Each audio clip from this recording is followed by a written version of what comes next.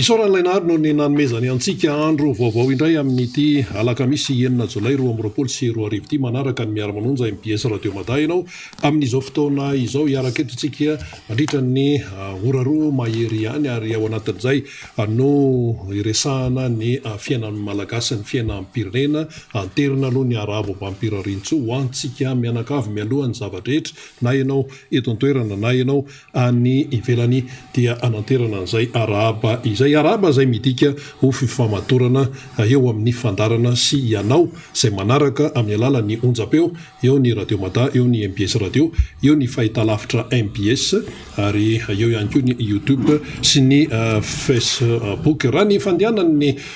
fandarantsika amin'ity andray mitoraka ity dia eo ny famakafakana hoentina namana faniry raha zafy manantany misy ihany koa ny loha-hevitra izay hoentiny eto eo ny mpisehatra toy ny mahazatra ary dia misy ny avilavitra ny ao fianaratsondray aloha no raisitsika rehefa nandalo teto ny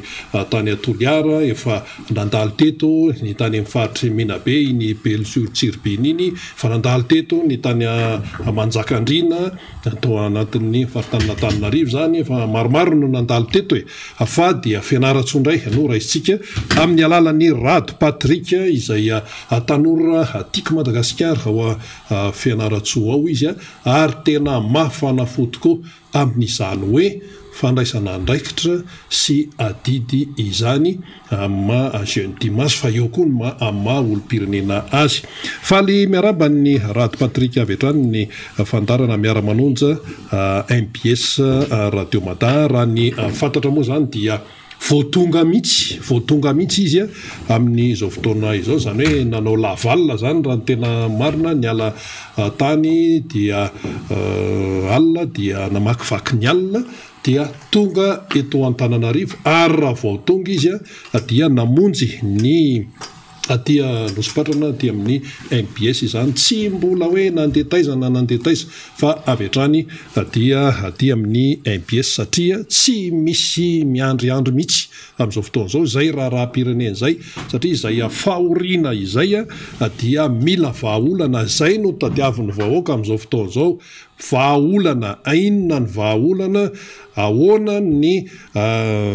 analana ny fahoriana mahazo ny malagasy zay zao no tadiavin'ny olona fa tsy mila resabe ny gasy amin'izao fotoana izao eny ary Rado Patrick araka nambaratao miarabanao aloha tonga soa eto Antananarivo eto amin'ny miara-manonja MBS Radio Mada dia omenanao avy hatrany ary ny sehatra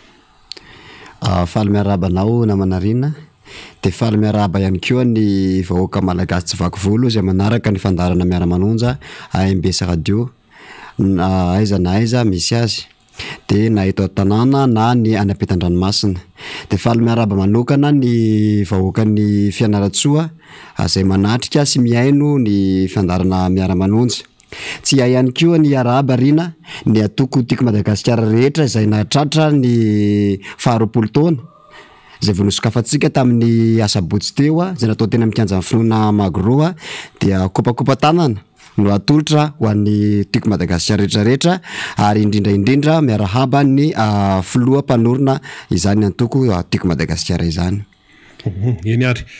miainga amin'izay tsika aloha nanahoana ny akon'iny fanokafana ny 20 taona ny tiako Madagasikara teo Macron beoririkiny ho anareo tany fianaratsoa rehetrarehetra tany raha ny feo mandeha sy ny feo ny hely dia hita fa tena mbola manana ny lazany ary mbola manana ny tanjany ny atoko tiako Madagasikara raha tsy hijeritsika reny fa tsy reny zavatra niseho reny izay solo tena ihany no natao nanatrika nefa hipoka tanteraka ny magro tena tsy ahonina ny magro io zany dia tena mibika fa mbola manana ny lazany ny atoko ka raha ohatra zany ka isika rehetra ny tonga tany dia tena tsy ahonina antsika ny tanàna ary reny zavatra ireny rina dia efa hoentiko sahady sy tomana ny fanjakana sy reto beboty reto hoe toy ireny ny tiako Madagasikara rehefa manao zavatra milamina ampilaminana tsisy ninninona araka ny zavatra voizina sehitra retanazy fotokevitra ny zava-dehibe eny ary ka mitoy ihany sika namana Rado Patrick aloha tonga dia resaka momba ny fianaratsoa sika sosialim-bahoaka ao anavetraniny ao mieny hoe mikaikaika zay aloha iraisan'ny rehetrarehetra fa ahoana ny fisehoany eo fianaratsoa fianaratsoa azo lazana zany izy amin'ny akapobeany hoe renivohitra nefany a ny akamaron'ny olona ao fianaratsoa de mpamboly avokoa sahirana tena sahirana ny vahoaka ny fianaratsoa am'izao fotoana mahantra ny trapoka ny vary ao fianaratsoa am'izao 700 ariary 700 nefa ianao tantsaha ny andro tokony ny olona ao fianaratsoa 700 ny kapoka ny vary ny siramamy any am'izao 570 ny kilao ny menaka 500 ariary litatra ny lafarinina 400 tsy misy zavatra azo ny olona madinika vidina tsony eo zany fa de ny mpanambola sisa mividy fa zavatra hoe amin'ny apahany sisa raha mahitana olona hividy zavatra amin'ny kilao zany de vitsivitsy isany fa de fa hoe atsinjarany sisa zay ny zava-misana fianaratsoa mahantra ny olona nona ny olona mitaraina ny olona mafy mbola tsy nisy toy izao tao fianaratsoa mbola tsy nisy fahoriana ohatran'izao nena ny vahoaka ny fianaratsoa raha sy tamin'ity fitondrana ty i fianaratsoa nefa de anisany nanome vato anisany nanome seza sy toerana izao fitondrana zao nefa ny fianaratsoa no faralampandrosoana tanana maty ny tenen'ny filoham-pirenena azy zany ao fianaratsoa arobaro ny zanaky fianaratsoa ny ao anatin'ny fitondrana am'izao fotoana zao na misehatra inona na maro mihitsy izy ny ao fa de mahagaga sy mahatalanjana hoe inona ny ataon'ireny olona reny ao tsy mahatsapany fahorian'ny hafa ve sa hoe rehefa tsy ny havako sy ny fianakaviako sy ny ankohonako no marary de tsy marary azay fa rehefa miadana ny havako sy ny fianakaviako de ampy azay nefa matoy izy napetraka ao de misy antony zay avy amin'ny fanjakana hoe mba asiana zanaky fianaratsoa ihany koa mba hijery sy hitondra ny maharary ny vahoaka ny fianaratsoa mampagaga mampametra-panontaniana mihitsy rena zany zavatra zany nangataka ty reny tao amin'ny fanoherana mangataka ny vahoaka rehetra andao re isika irona makany amin'ny secteur primaire andao any amin'ny fambolena sy ny fiompiana isika ny irona tam'izay fotoana zay de ozy Andriamatofoloha hoe vary rotaona vao miakatra rotaona ny vary vao miakatra ozy ka noho izany inona zany mialatsiny tena nyty teny ty tsy manambany aho fa te hanontany marina hoe taizany filoham-pirenena ny anatra fa eto Madagasikara tompoko ao afianaratsoa tompoko misy toerana mamokatra indroa ao anatin'ny taona ray ka raha izany natao raha ireo mpamboly ireo no vatsiana masomboly no mena zezika no vatsiana fitaovana takzay tsika efa lasa lavitra tsy ny aina ao anatin'ny fahatrana mangitsongitsoka ohatran'izao fa zao ny zava-misy tonga ny fotoanan'ny Covid reny de ny Covid nanliana n'le tsy fahombiazana aloha voalohany nisy nefa rina ny rahatsika nahita teto ny volany kararano zay nitrosana sy nomena ho an'izao fanjakana zao ho an'ny fitondram-panjakana malagasy hamatsiana atsika inona tsy nanaovana ny zantana ny lafa fambolena fa lasa ndray nafarana vary avy ary ivelany ary le vary tsy mahavita taona fa mahavonjy-poritra fotsiny io ny azakazahana satria any ve ny misy fomba andidina zay ny tenenako azy any ve ny misy fomba angalana kely fa raha mena ny tatsah ve le izy de tsy afaka ataonao menao ny tatsah tokony hojereny ny fanjakana ny tatsah rehefa lany ve le volany mena ny Covid tokony hikarakarana ny tatsah zay ianao va manao fikeonandoha saritsariny mikasika ny hoe fambolena sy ny fiompiana efa lany le vola zay ianao de hitady vola izy ndray hitrosa ndray zany tsy manambola ny rina zao fanjakana zao tsy manambola ny fanjakana am'izao tsisy vola ho raisindreo de tsy maintsy hitrosa ndray zany anaovana no tetikasan'zareo tsy mahay mijery lavitra tsy mahay mijery ny tena ola ny vahoaka malagasy ny fitondrana fa aingitraingitra ny mampamaiky azy tena tsaroko tsara mihitsy a tamin'ny nisongadina atao anatin'ny kabarina Andriamatofolo Marikaravalmanana tamin'ny niasabotsiny hoe tsy mba nataoko vaindohan-draharaha ary tsy mba nataoko mihintsy ny nanafatra vary tamin'ny fitondrako fa ny zavatra nataoko de nanome masomboly nanome ny fitaovana ampiasan'ny tantsaha ary nampifaninana azy ireo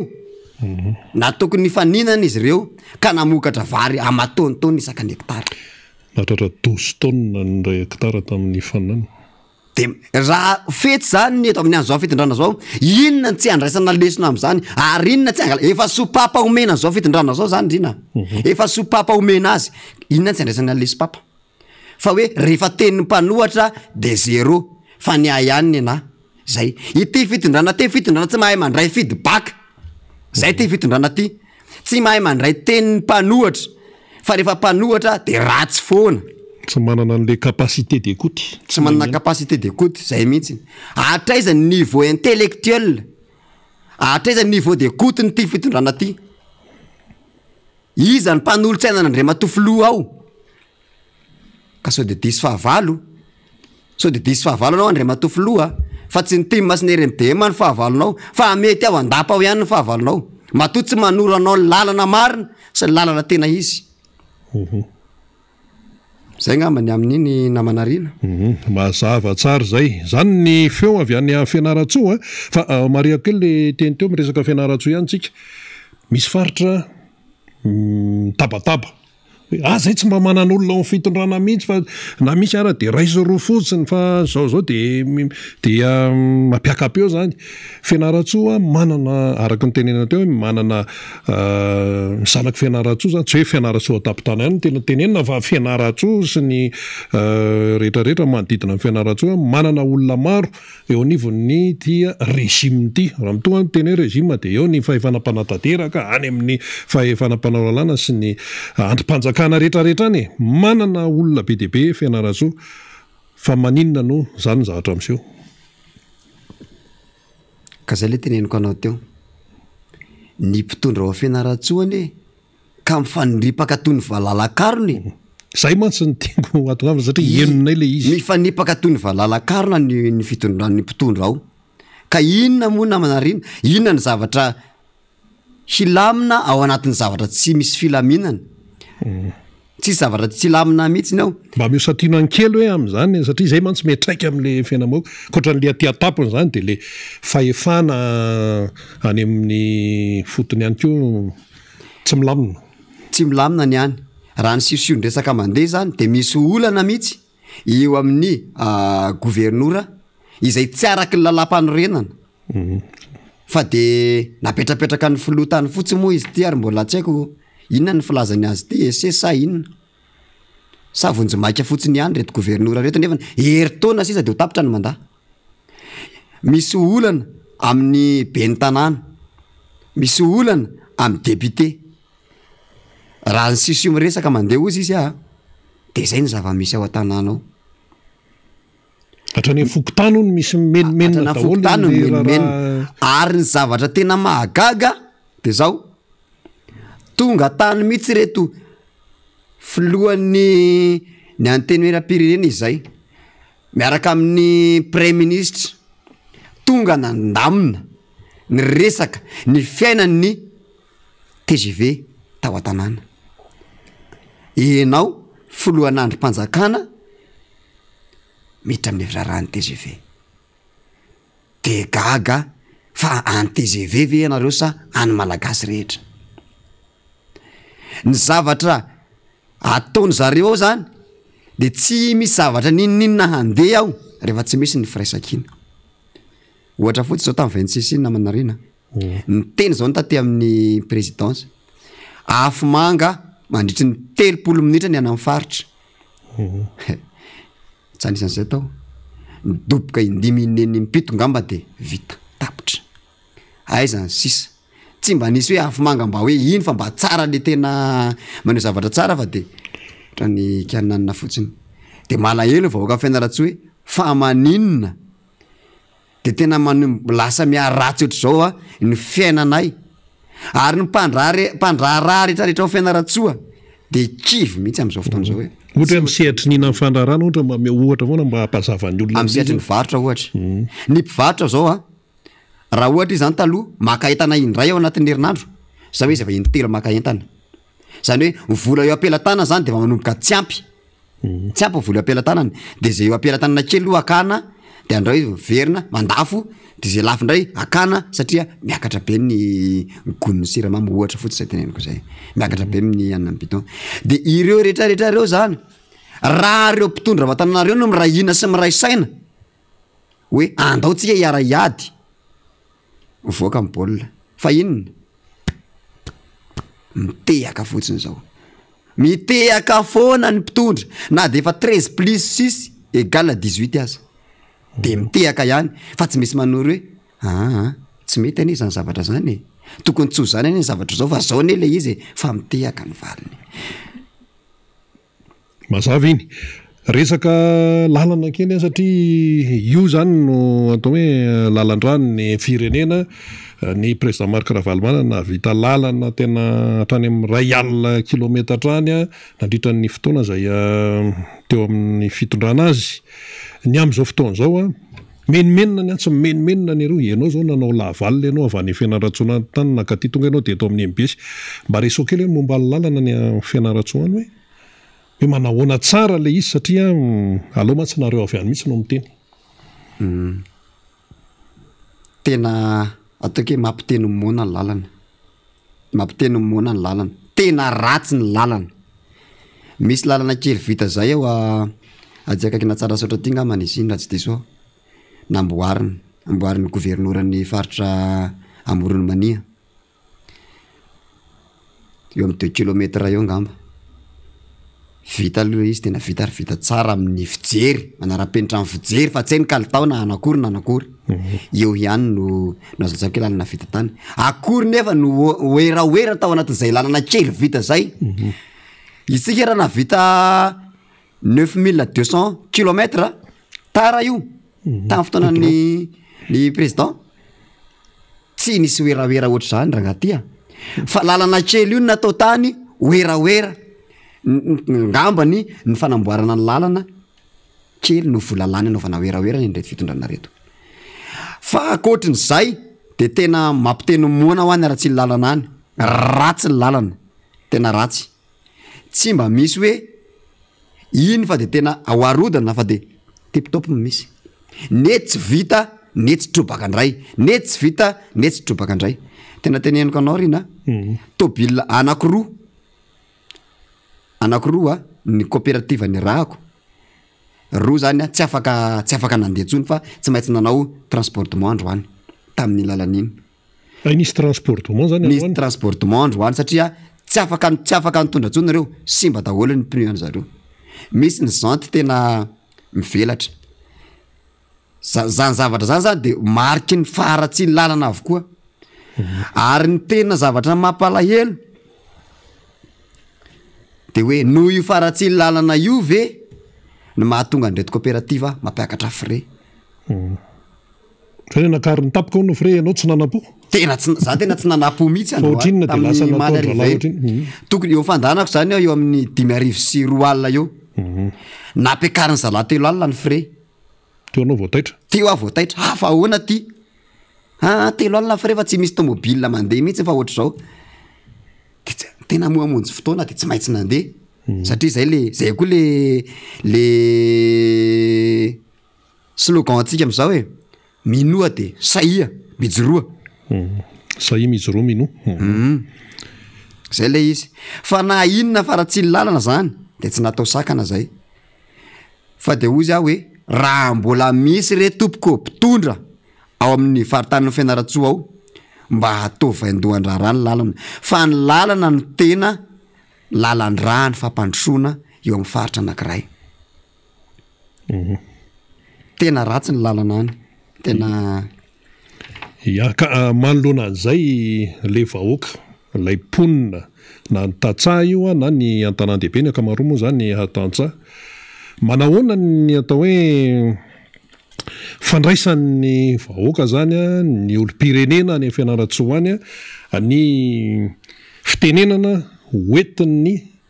aty amin'ny mpanohatra ny fanazava-kevitra hoentin'ny aty amin'ny mpanohatra manoloana an'izay le fiainana izay manahoana ny fiatraikany reny zany a eo anivon'ny olona mihitsy. Ie fianaratsoa zao a efa manomboka amin'ny fo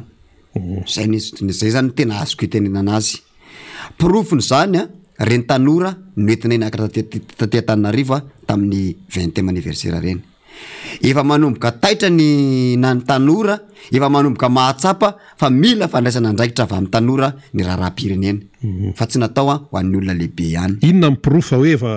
efa mifo izy efa taitra izy sy ny sisa zay talalovanao rehetra am'izao na manarina na ho aiza anao na ho any amin'ny birao ianao ho any amin'ny stationnement ianao ho any am-pianarana anao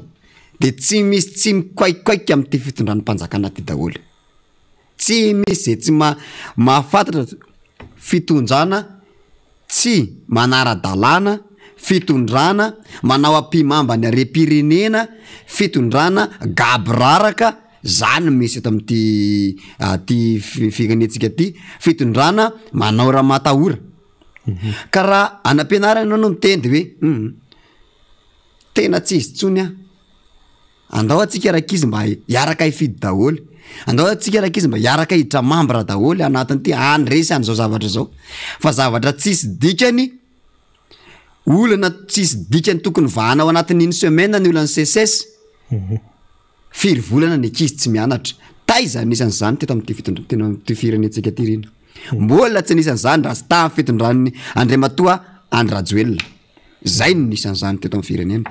mipetraka eo am'izay ny fanontaniana hoe fitondrana mpanabady vahoaka marina ve ty fitondrana ty fitondrana mpanabady ny mpianatra tsy miraharaha mpianatra fa taiza ianao nianatra tsy raharahinao ny any ambaratonga ambony. Ahoana tokoa zao situation amin'ny université Andrianjato efa manomboka miverina tsy kelikely ny fampianarana am'izao manomboka miverina tsy kelikely satria nisy zany ny fifampirarahana nataon'ny président ny mpianatra sy ny mpandrarahana université tamin'ireo amin'ny CSS nanao taratasy reo zany nangataka mba hiverina CSS miasa aloha zany de namaly an'zareo moa zany ny CSS hoe raha fitipitina le izy de ohatrany tsisy digany fotsiny ny tolona nataonay raha ohatra zay ka tonga de hiasa nefa ny noho ny fempotona ny grevy tapitra de tsy maintsy miasa ny CSS tsy maintsy miasa izy zao de ny resaka boursa zay manomboka mampimemena mpianatra ihany koa io moa zany resahako foana isaka ny tonga eto ny resaka boursa satria io zany mba ataoko hoe mba fanampy ho an'ny ankizy nefa ny BDP apetraka zareo ny calendrier le 28 zay nanomboka nandray ny emita ny andro tokony mpianatra de tsisy tahoana tsisy nahazo message tonga nefa ny andeha hilahatra ny ankizy tsy mahazo an'le boursa raha tsy misy message de nefa le izy tsy misy de eo de petraka fotsiny eo de mandeha indray rapitso de tsy mahazo mandeha raha afaka pitso de tsy ankizy kify ny ankizy kio nefa tsy te higrevy satria nodokafan'ny Andriamatoa filoha fa fianaratsoa de mpianatra hendry fa tsy mba mitokana ka omena prime hatram'izao le prime tsy nisy ka zay mantsy samy daholo nareo azo prime mony aiza zao le izy tsy nisy ny prime de iny zany rehetrarehetra zany de mahatonga sainan'ny ankizy hoe tsy izy ty fa blabla ary zay tany andehanan'ity président ty zany ka hoentin'ny hafanam-po izy de manome fampanantenana nefa le fampanantenana de tsy misy tanteraka fa hitana ampandrina betry fotsiny an'le olona am'le toerana ampifalifaliana fotsiny za zany toe-javatra efa hoe mampifo sy efa mampitonga saina ny olona tsy ny tanora rery ny tatsaha manao nefa mba tonga saina ve ny tatsaha manoloana zava-misy manoloana ny vidim-piainana zay de sahako lavabe teo reny manoloana ny tsy fisina sy ny zavatra any de tonga saina ny tatsaha hoe aleo ihany le taloha izy io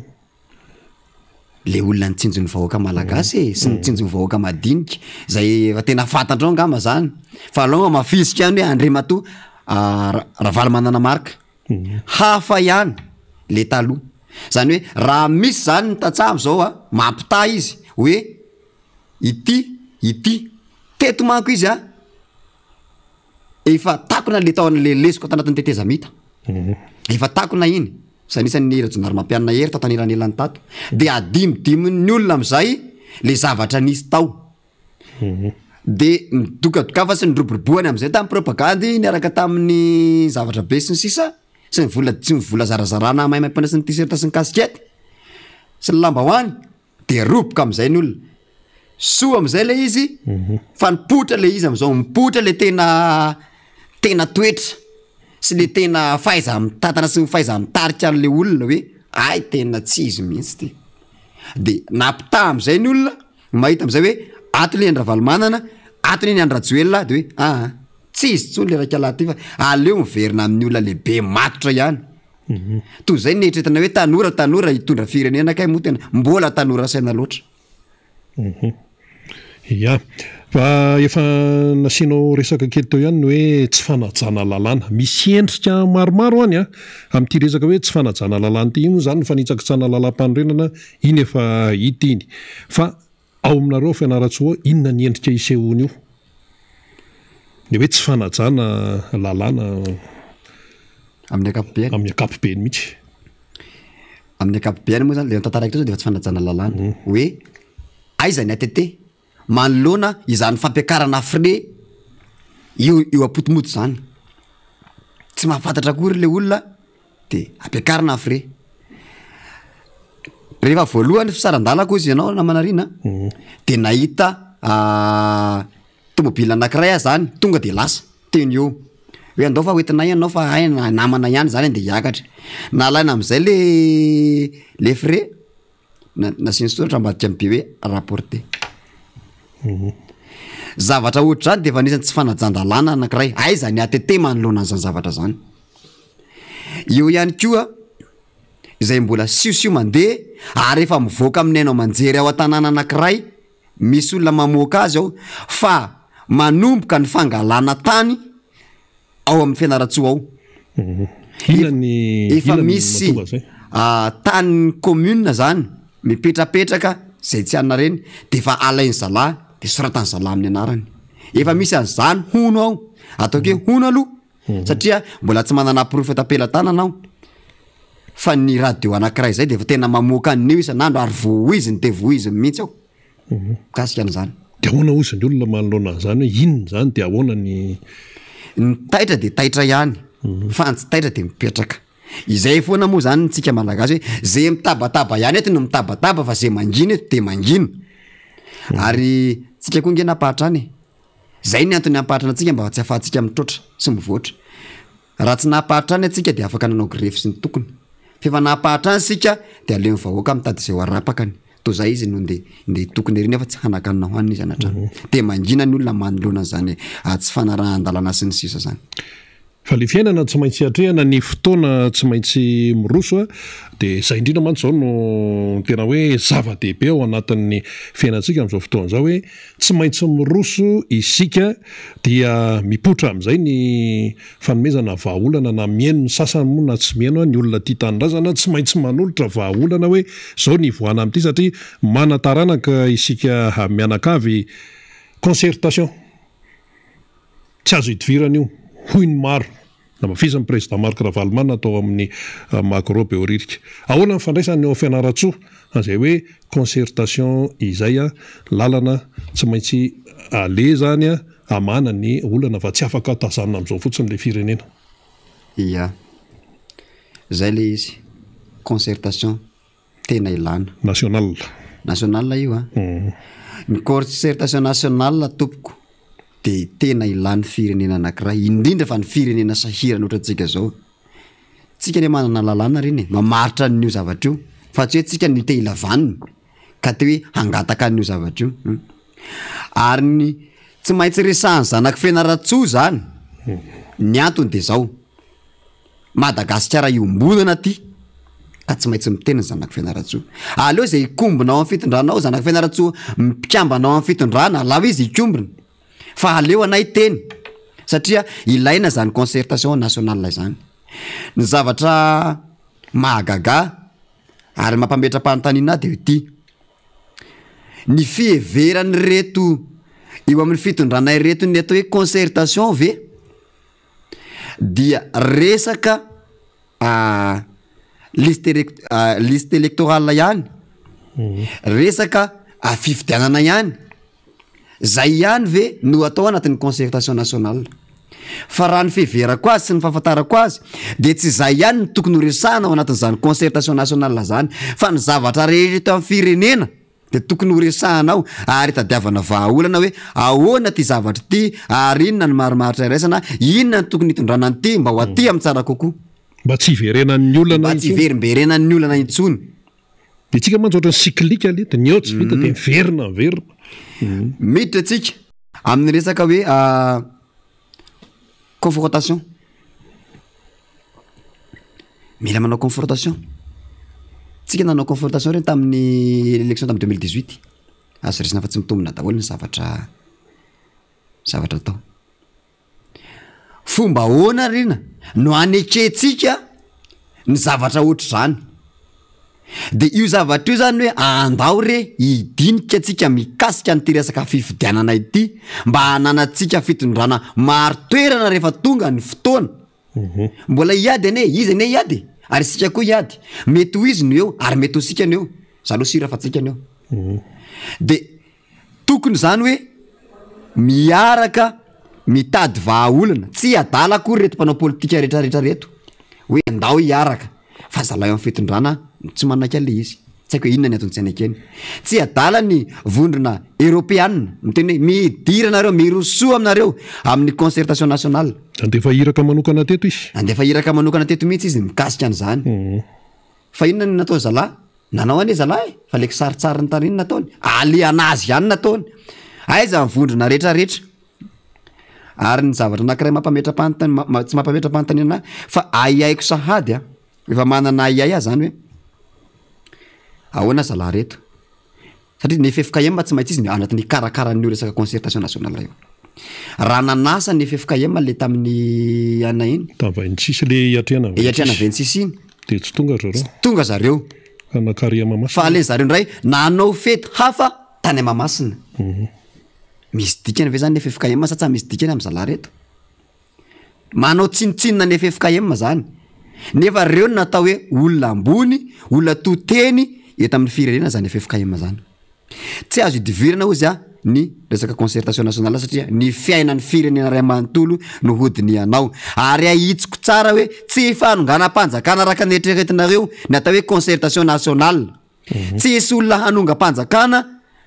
ka hanao concertation nationale sa nanao an'izany nareo tamin'ny 2009 mety nanao an'izany fa zareo tamin'ny 2009 hoe andao anao concertation fa hanongana ny président Ravalomanana tsy angamana vaniny mety nanao concertation zareo tao zareo fa tsy haiko zareo tao iny moa zany ny zavatra ohatr' zany zany de mila diniana ary mila tsy maintsy hoatrina ary tsy maintsy hatao raha tena isy ny tena fitondrana tena izy eto amin'ny firenena raha tena isy ny fifidianana madio de tsy maintsy miroso amin'io tsika fa rehefa tsy ony tsy rosona de erina aza manantena isy nininina eto aza manantena isy fandrosona zany eto aza manantena isy mangarahary eto fa hatramin'y fokotany azy eto efa sorosoloana ahoana fipetraka eo any aminareo any ny endrika isehoany misy tsy misy fifidianana fa tonga de mipetraka zany ny zava-misy inona ny antony zany efa fikajina ny 2023 ka amin'ny fomba ahoana ny anekezan'io tsy manaiky an'io tsika raha va tsy miroso amin'io concertation nationale io ary ady tena mampirisika mihitsy eto ny RMDM sy ny panorama hoe arsoy ny concertation nationale anatrika izy manatrika tsy manatrika izy zay fekevitra mivoaka tsy maintsy tanterahana satria iombonana ny Madagasikara ikambanana tyo ary raha potika ty sy boka ny trosa ty taranakao taranatsika rehetrarehetra no miara mizakany zany fa taranaka ny sasany efa milamina taranaka ny sasany efa milamina taranaka ny sasany efa nivelany resabe zany ny fahatrany mianjady amintsika efa tsy hitantsony zay anaovana azy mbola vesarana ihany ety fitondrana tena fitondrana vesarana trosa ary mitrosa ny hainy amin'io nefa le trosatrosany tsy mipaka any ambaravaran'ny vahoaka malagasy fa lany am bling fotsiny de zany zavatra rehetrarehetra zany mila resana ao anatin'ny concertation nationale ny fiainam-pirenena ray manontolo no resana ao anatin'io ka inona tsy anekena hidirana am'zany concertation nationale zany fa matahotra hoe resaka fifidianana ny resahanao de tsy tiana hosoloana ny senisy ny ACC fa reo ihany anay reo ihany ny mety aminay zay ny antony. Maraparantsika Rady Patrika zay trevina moa fa tanora tiako Madagasikara miany fianaratsoa hitantsika am'zany ny faneho-kevitra zany ny atao hoe tanora maneho hevitra tanora mandray andraikitra eto amin'ny firenena iresaka actualité kely i Rado Patrika mafana zany zao maromaro ihany aloha fa tansaiko aminao izy dia antanina ny hevitrao sy ny hoe fahitanao azy amin'ny tanora avy any fianaratsoanao fitakimboly eroa volamena misy manjavona de mbola misy mivoaka ihany viditsolika io izy io mbola fampidiniana tsy hoe fandresen-dahatra sy ny sisa fantatrao ny tiana ho tenenina ny jirama ny fatapapahan-jiro sy ny sisa aona ny fahitanao zany rehetrarehetra any zany zao ny actualité zay miseho tato anatin'ny andro vitsy izana rehetra zany no miseho de noho ny tsy fahaiza mitatana zay no antony zany rehetrarehetra zany tsy fahaiza mitarika enao ny eo amin'ny ekipa anjaranao ny tokony ife enao manendry anjaranao ny mifantana sy mifidy zay olona ho tendrenao hiara hitondra sy hiara hitatana aminao kana misy maka ny olona miteny hoe tsy ny président le manodidina azy mihitsy ny tena ratsy fa izy tsara iza nanendry manodidina azy raha tsy fankatoavana avany aminy tsy ho tanteraka mihitsy io mampalahelo ane zany namanarina ataoko hoe le volamena 73 kilo ino lo le tany voalohany iny zany mbola atao hoe ataoko hoe nohony passoir misy eo amin'ny sistany fa ity 36 kilo ty zay tao anatin'ny coffre mihitsy no nivadika ho varany izy isa nivadika ho vy zany zavatra zany hoe mbola azo ekena ve mangina tanteraka filoha-pirenena am'izao fotoana zao aiza ny filoha-pirenena mangina tsy etateny manoloana n'zany zavatra zany inona tsy andraisanao fepetra iza no tomponantoka tamin'io fotoana io mangina ny PM na de nanao faneho-kevitra aza hoe efa 6 ans passé efa enina taona lasa no efa tsy taony fa nga tsisy passation io raha io raha nga ty tsisy passation nga io de tena mampalahelo ny zavatra misy eto amin'ny firenena any amina broko le izy amin'io fa tsy hoe zavatra hoe mandehandeha fotsiny de ao anatin'izay ihany koa ny resaka fisondrotana solika ty zao zay efa manomboka miao ao ny resaka ary ny zavatra mampalahelo de le olona tsy miteny no voahendritrendrika ao anatin'le izy raha nahita ny gazety ny zareo anareo anao zany de hoe mangataka nisondrotan'ny lasantsy ray alina ariary ny mpanohatra napetraka any am'izay sary ny président Ravalomanana napetraka any sary ny honorable Fidèle de raha nandehitsika ary ny endritsika ary nanaraka daholo ngamany ny zavatra nisy tany Behoririka tamin'ny sabotsy tsy niresaka an'izany président tao hoe ampiakariny ny solika zany fa ny fandraisan'ny reto olona reto zavatra de hafa mihitsy mandray atendrony ihany ohatra ny fandraisana hoe zara 4 heures lesa tokantrano aza miasa anao fa tonga eo 4 heures anao zany de zany le izy aza miasa hafa mihitsy hafa mihitsy ny azy ny fandraisany zavatra tena ka tsy hainy tsinona lesika tsy ohatrany hoe tsy haiko ohatra ny ahoana mihitsy ny fomba fandraisany reto zavatra de io zany ny solika hoe appliquer ny vérité des prix teneno fa matetika ny compagnie atsolika ane mahatonga ny zavatra ohatrohatran'izao hoe didinao fotsiny izy hoe ohatran'izao io zao de mivory foanao tena efa tena mivory foana mandinika an'io efa ely zay fivoriana nataondry zareo tao zay tsy mety vaky fa tazominy io ihany tazy hipoka am'izay io de hoavy am'izay ny tantara alefa aloha ny manipulation de masse atao ray alina ny lasantsy ny gasoil ny ohatrao atao 20 atao 5 io alefa aloha ny aparitaka aloha iny aparitaka avy eo am'izay no ny fandraisana ndraikitra ny mpitondra fanjakana tompoky lasy tompoky vavy de natao 7 arivo na natao 9 litatra de mangina raha malagasy satria hoe efa raha ihany laza moa no nanapina hery tamin'ny gazety sy ny anako fa nga na 10 arivo zaka zaka io raha na 10 arivo ary ny sarandalana amin'io raha ohatra io ka miakatra 20 arivo zany de mety hiakatra 100% koa ny frais mpitatitra efa nyteny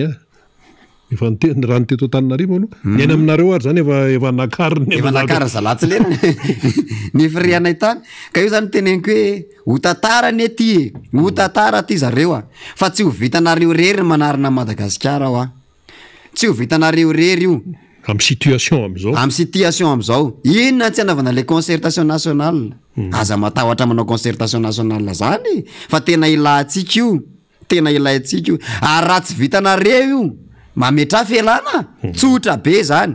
mametra felana karakarana fifidianana metra fifidianana tsika tsy mila tetezamita aloha ngamba so de mesanao tetezamita 5 taona ndray eto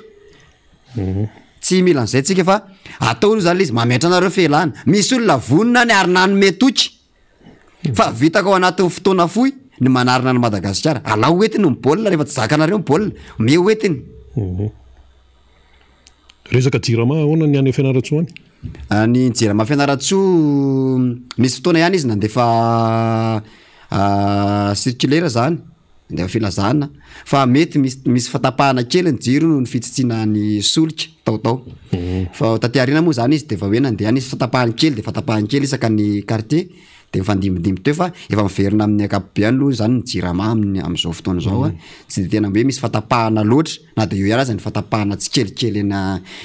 tsefatsefana eny fa tsy de mitovy any aty Antananarivo ngamany ny rano manahoana rano fisotro madio ny fahasalaman'ny olona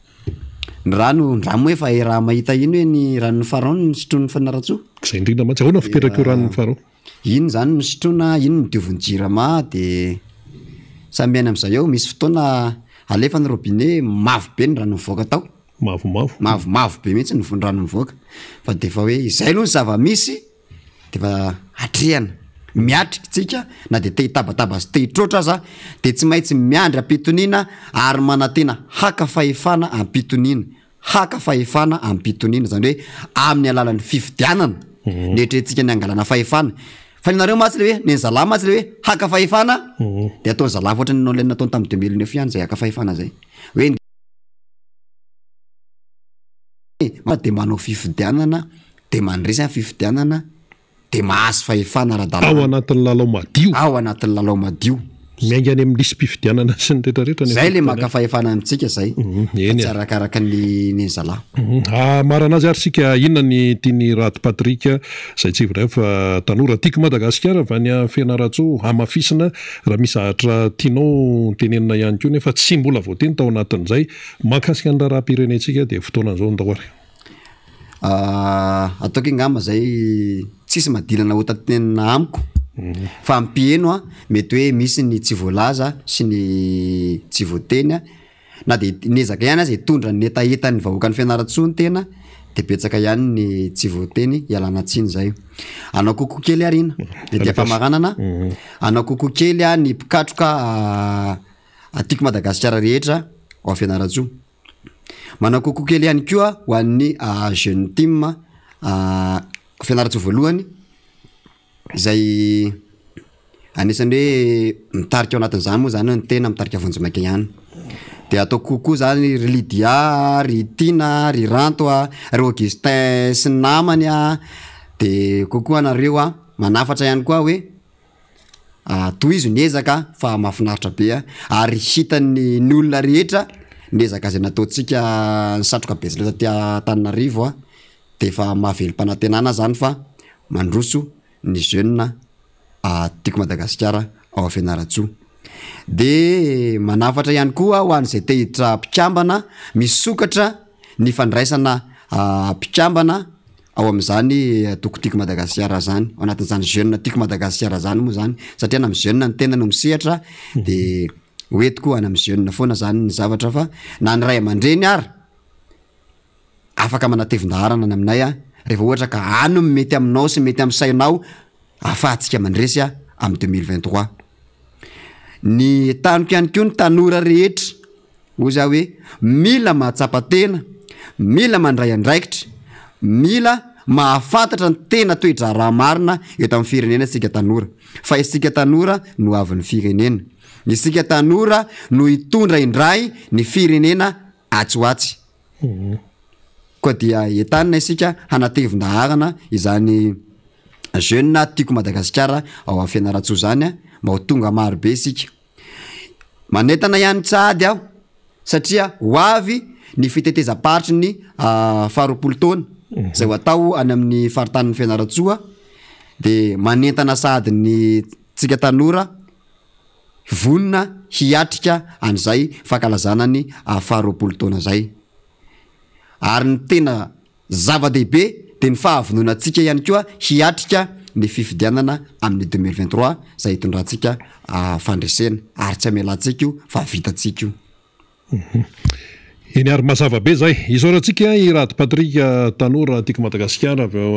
fianaratsoa ny sehatra teto amin'ny miara-manonja MBS Radio Mada nitondra fanazavana nitondra ny fomba fahitany ny fiainam-pirenena amin'izao fotoana izao ary ihany koa efa mibanjana sady ny hoavy izay tsy maintsy lalovana moa zany hoe hoavy izany ahoana ny fomba fiatrehana ny hoavy manoloana izao raharaha eto amin'ny firenena izao zay le tena fanontaniana goavana zay misaotra ny Rady Patrika dia omendalana ianao eny ary mito ihany ny fandarantsika amin'ity miara-manonja MBS Radio Mada ity mbola ho avy eo moa ny namana fanira safy manatany tondra ny famakafakana zay hoentiny ihany koa zany fa ny fanazavana sy ny hoe lafikevitra izay tsy maintsy fakafakaina dia mitoy ihany efa nisy resaka ihany teo ny momba ny hoe tsy fanajana tsika resaka kely io amin'ny fanoizana n'ity fandaran'ity tsy fanajana lalàna fao be mihitsy io raha eto Madagasikara amin'ny lafiny rehetra mihitsy zany hoe tsy fanajana lalàna izany eo amin'ny fiainana andavanandro eo amin'ny fiainam-piarahamonina sinsisa raha tsy resaka sika ohatra ny resaka hoe lalàna ny fifamovozana fotsiny zany lalàna zany hatrany amin'ny isa-tokantrano any misy lalàna zay efa apetraka zay matoa zany mipetraka ny lalàna de hoe mila arahana izay fa ity resaka hoe tsy fanajana lalam-panorenana ity io zany tenenina foana io ary efa miverimberina ary mpanohatra dia miteneny io foana zay mantsy le natoka le fitenenina hoe tenenina foana ka anarina foana ka lalam-panorenana no lalàna faratapiny eto amin'ny firenena akoatra ny hoe lalàna iraisam-pirenena zany loi international reny mbola zavatra afo reny mbola avo leta koa reny fa ny eto amintsika lalam-panorenana ary io lalam-panorenana io dia ajaina hatramin'ny virgule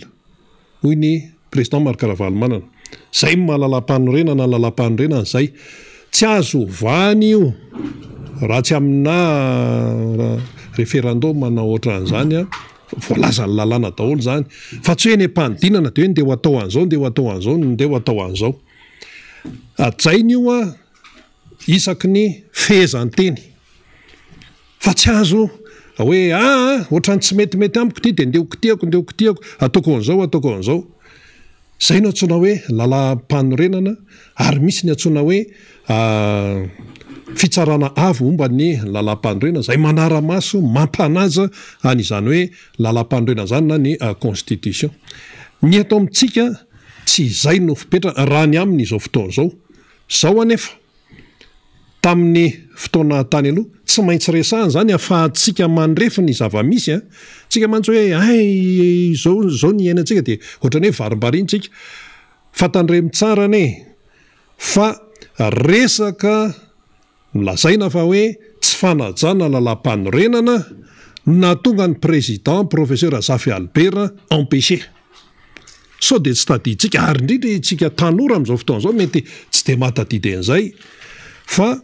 tonga de tao amin'ny député tao tam'izany tao amin'ny antemeram-pirenena tao Tsimbazaza tao no niainga ny empêchement zany izay nampiarina tamin'ny président professeur Zafy Albert inona no votoatikevitra nanaovana an'le ampaissement ka natonga ny président professeur Zafy Albert niala teo amin'ny toeran'ny maha-président zay mbola tsy tapitra ny mandahany. Resaka lalam-panorenana tompoko satria hoe anisany hoe nisy lalàna tsy mipromulgueny zany zay moa filaza azy misy lalàna tsy mipromulgueny président Zafy Albert tamin'ny zany fotoana zany dia zay zany no anisan'ny natonga an'le ampaissement ny argument zany no entan'ireo député zay nanao an'izany ampaissement zany dia teo ihany koa ny amin'ny hoe tsy nanao conseil des ministres elaela zany tamin'izany de zay ihany koa no nandrafetany zareo zany an'ilay rijateny nentina nanaovana an'le ampaissement de natao moa ny fandatsaham-batsy tsy manao conseil des ministres mihitsy ny président Zafy Albert tamin'izany fotoana zany fa loza mandehandeha fotsiny zay mihitsy le fiteny tamin'izany loza manao madaredy fotsiny nefa le madaredy araka ny fiteny sasany azy tamin'izany zavatra hafa mihitsy no tao an-tsainy ny président Zafy Albert tamin'ny fotoan'androny dia inona no naroso de hoe fanitsakitsahana lalam-panorenana dia ampese zany président Zafy Albert tsy nitabataba izy fa de niala izy zay zany ny zavatra nisy tamin'izany fotoana zany ka raha pitaitsika amin'izao fotoana izao dia tsotra ny zavatra tenenina ny amin'ny hoe raha ny zavatra misy raha nresaka hoe fanitsakitsahana lalam-panorenana amin'izao fotoana izao zany no ampitaina ny tamin'ny hoe naempêché ny professeur Zafy Albert de mbola mahavesatra lavitra noho ny tamin'ny nanalana ny président Zafy Albert teo amin'ny toerana mahafiloam-pirenena azy ny zavatra misy amin'izao fotoana zao raha tsy resaka fotsiny afa-tsy ty resaka hoe gouverneur ty tsisy an'izany ao anatin'ny lalam-panorenana nefa de tenenina hoe ajaina hatramin'ny virgule ka ity tsy virgule tsony tsy voaja fa tena le goavana be mihitsy hoe chef de région no voasoratra ao nefa de gouverneur no resaka zany ao anatin'le izy ka raha ampese zany ny professeur Zafy Albert tamin'izany fotoana zany dia mametra-panontaniana ny maro amin'izao fotoana izao hoe rehefa inona dia azo hoe modinatsita ny resaka tsy fanajana ny lalam-panorenana fa rehefa inona de hoe tena tonga de ampiarina zao zay zany lay tiana hitondrana ny saitsika ka dia ambava homana ampo-meritreritra manoloana ny raharaha eto Madagasikara fa rehefa ny lalam-panorenana no tsy ajaina toy ny anak'Andriamaso dia tsy misy zavatra mandeha eo ary rehefa tsy manaja lalam-panorenana ianao dia misy sanction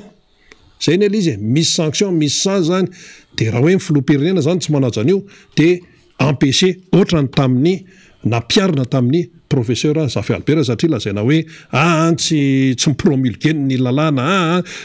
tsy manao conseil des ministres izy fa loza mandehandeha manao madaredy fotsiny de iny natonga ny professeur Zafy Albert empêché zany fa ny amin'izao fotoana zao takininina sy takininina ho ny fomba fiteniny amin'ny tsy fanajana ny lalam-panorenana ary le ankehitriny raha mbola amafisina ny anatina conseil de ministre indray ny fahefan'ny gouverneur de zany no zava-misy de anjarantsika zany no misaintsaina tsara hoe ve ohatran'izany le izy de ho zay hoe zany mihitsy le izy ka raha ohatra tsika hibanjana ny hoavy tsy maintsy mahafantatra tsara aloha zay le hoe mahalala tsy maintsy mahalala aloha mahalala tsara hoe ve ohatran'izao ny fandehany de aveo amin'izay mahay ianao zany de aveo mahavita n'ilay raharaha ka inona zany zao no tokony atao concertation nationale satria lalam-panorenana tsy ajaina ny aty amin'ny lisym-pifidianana tsy ao ny ary amin'ny fikarakarana amin'ny fifidianana ohatran'ny lasa resam-pianakaviana le izy ka inona ny zavatra andeha amin'izany miarabanao na manafaniry ndao ary satsisy eny ary de misaotra rina misaotra ny teknisiantsika ihany ko MBS Radio Mada de miaraba ny mpijery ny mpiaino mpanaraka rehetra manerina izao tontolo izao ny fandarantsika zany makasitraka ny Rado Patrika avy ny fianarantsony ny azakazaka ny vahiny teto amin'ny miara-manonja MBS Radio Mada iresaka kely fotsiny de ho iverina amintsika eo rina satria alohan'ny idirany député membre Benrina dia misy namana avy any Toliara ho avy eo sy resaka ny zava-misy any Toliara tontolony tsy fandriam-pahalemana misy vaovao zarany ihany koa zany dia rehefa zany a de miaraka miditra amintsika eo ny tenako indray sy ny député Mamy Rabendrina rehefa avy eo fa ao anatin'izao maraina ny fafito ny volana jolay zao makasitraka Rady Patrika de mampamangy ny fianarany ho an'ny tanora dimy ny mpikatroka rehetrarehetra ny RFDM sy ireo mpiara mitolona ao anatin'izao raha iombonan'izao zany satria dia handao Antananarivo ary ho an'ny fianaratsoa izy rehefa avy naneo hevitra niaraka tamintsika teo tiantsika ho tenenina aloha zany satria moa izy ty tantely amam-bahona dia heverina fa tsara ihany no mitondra an'izay fiaraha-mioro zay satria ny eo amin'ny raharaham-pirenena misy foana ny hevitra tsy hitovizana ary loko samihafa fa misy ihany koa nefa reo azo heverina fa amin'ny maha-olombelona ny olombelona zany no hitondrana izay fahampiononana zay ho an'ny fianakaviam-be ny antenimieram-pirenena sy ny fianakaviam-be ny député Jocelyn zany ary Manalonarivo zay voafidy tetsy amin'ny boriboritany voalohany satria dia araka ny vaovao fantatra zany dia nodimandry ny solombamoaka ny Madagasikara Jocelyn zay voafidy isika tetsy amin'ny boriboritany voalohany ka izay ny hitondrantsika an'izay teny fampiononana izay ho an'ny fianakaviany indrindra anisany namana mpiara-miasa ny député Jocelyn satria fony nisy zany congrès ny tetezamita izany anisany anko olona tsy de tena hitantsika hoe manao an'izay hoe fa niokevitra politika mafimafy izay fa de olona tsotra tsy be teny olona tsikitsiky ary olona mitandro mandrakariva zay hoe fihavanana izay ny solomaboaka ny Madagasikara Jocelyn zany ka everitsika fa ny toetra panasy ny natiora ohatran'izany dia mendrika ho isika raha hitondrana an'izay teny fampiononana ho an'ny fianakaviany izay araka ny hitantsika amin'ny sary moa zany dia ny solombamoaka Jocelyn zany zay ny antoko tika Madagasikara dia nitondra an'izay teny fampiononana zay ho an'ny fianakaviany zay ny amin'iny fa everitsika zany fa dia lasa ninaneny ratsy ho an'ny fianakaviana ary dia ny tsara zay napetraka zany solombavim-boaka sy zany ray aman-dreny satria mpitsabo izy dia hitoetra trany ho an'ny fianakaviana sy ny taranany zay ny azo lazaina hoe ny vaovao zay nitranga aloha zany io maraina io ny tondrantsika an'izay teny fampiononana sy fakahirezana izay fa ny zavamisy tao anatin'ny 420 ora moa dia iarahantsika mahafantatra tsara ny fiazakazaky ny raharaha eny anivo ny isambarana tonga ara-tsosialy rehetrarehetra eny zany itsika tsy itanisantsony ny amin'ny hoe inona ny zavamisy makaiza sy makaiza ny lalana zay diavo ny firenena am'izao fotoan'izao fa andefa nyty interview zay nataony ny mpanao gazety ny MBS ty tsika ny fandravona pitokonana samihafa namana teknisiana zafady indrindra ny fandravona pitokonana samihafa zay mitranga eto anivo ny firenena ny tany sy ny fanjakana izany ary saika isan'andro dia ahitana zay atranga rehetrarehetra izay ho verenantsika ho tsy aivony zany satria efa nentiny reo mpanao gazety ny MBS radio zany fa ho verenantsika ho tsy aivona izany zavamisy izany satria vaovao zay naoraka teto amin'ny firenena zany ny amin'ny fanadadina zay andeha rehefa avy eo ary tondrantsika fandalinana zay holandalina kokoa amin'ity tapany faharoa rehefa avy eo miaraka amin'ny solombavim-boaka ny Madagasikara Mamy Rabendrina dia iresakitsika ny tontolon'ny solika eto Madagasikara izany tena misy zavatra maro be zay mila ho resahany ty tontolon'ny solika ity satria ao anatin'ilay zavamisy miazakazaka amin'izao fotoan'izao sy le fivoarany vaovao de misy zavatra tsy maintsy hitondrantsika fanazavana araka izay tokony fahatakarany voankazo ity resaka solika ity satria raha mamay izy ty eto amin'ny firenena ka entitsika izay resaka solika izay rehefa avy eo zany satria misy zavatra ho isika tokony hitondrana amin'izay fanadihadiana sy fampahafantarana ho amin'ny voaka malagasy izay satria ny andraikitritsika ihany koa dia mizara sy mampahafantatra ny vaovao ny andraikitry ny mpitondra fanjakana dia mijery zay mahasoa ny vahoaka ary mijery ihany ko zay hanamaivana ny fahasiarana vaoaka fa tsy ampitambesatra izany fahasiarana vaoaka malagasy izany ka tsy hanilika any amin'ny hafa ny tsy fahombiazany ara-pitantanana sy ara-pitondrana. Zay zany no resantsika rehefa aveo fa raha toka vonina ny orona tsara zany foy manamarina an'izay endrim-pitokonana sy zava-misy eto amin'ny firenena zay novokary ny mpanao gazety ny MBS zay fanalefa tamin'ny fampalalam-baovao omaly de alefatsika zay de miveriny eto indray ny tena koa ary hanomana ny vahiny avy any Toliara namana teknisiany efa vonina ve? Ya. Tsy emitra ary nanamafy ny fitokonana ireo mpampianatra mpitsara fanadinana BEPC etsy amin'ny LMA Peflo amin'izao fotoana izao. Nandiso ny filazan'ny minisitra tompon'andraikitra izay milaza fa fanakorontanana no ataon'izy ireo. Nambarany fa ny fanabeazana mihitsy no atao tsinotsinona manoloana ny tsy firaraina ny mpampianatra toy izao. 2021 zany mbola tsy azo. Marina fa vola kely ihany le izy satria 81 000 zany rotaona zay tsy azo. Efa mbola angataka azy zay fampiresahana maro dia maro tamin'ny zareo nefa dia fitaka be vava no nataon'ny zareo satria solitena ministra anankitelo ny tonga draine tonga teo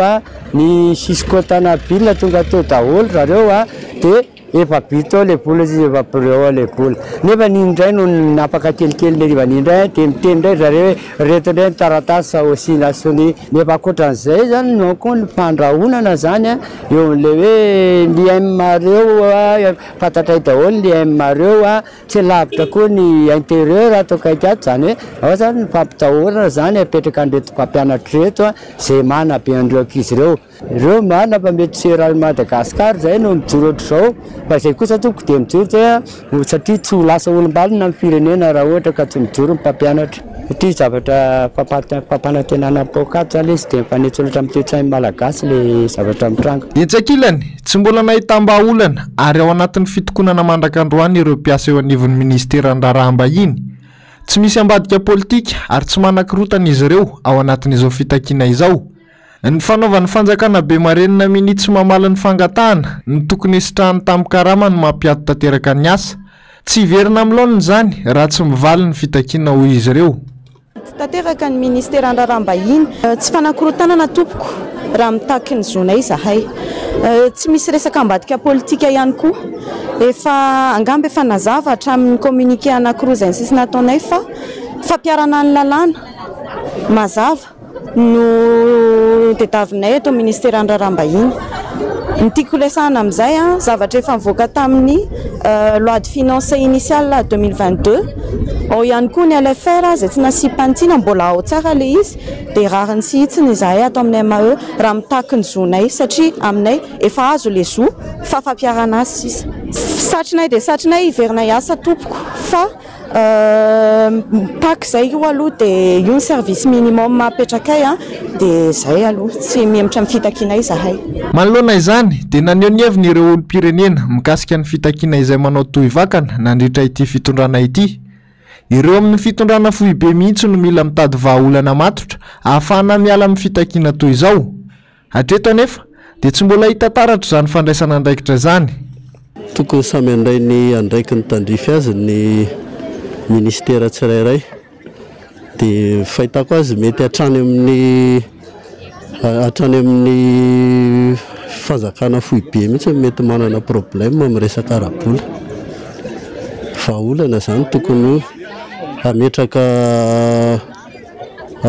tokony hanazava amin'ny rehetrarehetra zany ny any amin'ny ohatra inona ny tena olana fa lasa mizaka ny tseranaina ny le tsy nohony tsy fandraisana karama ny mpiasa madinika sy ny ambara tonga aty amin'ny ambany. Raha mandeha zao ny grefy dia lasa mihena zany ny asa, lasa misy fahatarana ny asa rehetrarehetra. Zay no dia lasa misy fiatraikany be da be amin'ny asa mpanjakana nefa zay. Satria matory eo tonga amin'izao dingan'izao ny fitokonana dia misy antony mazava le izy. Fa zany hoe matetika moa zany amin'ny fanjakana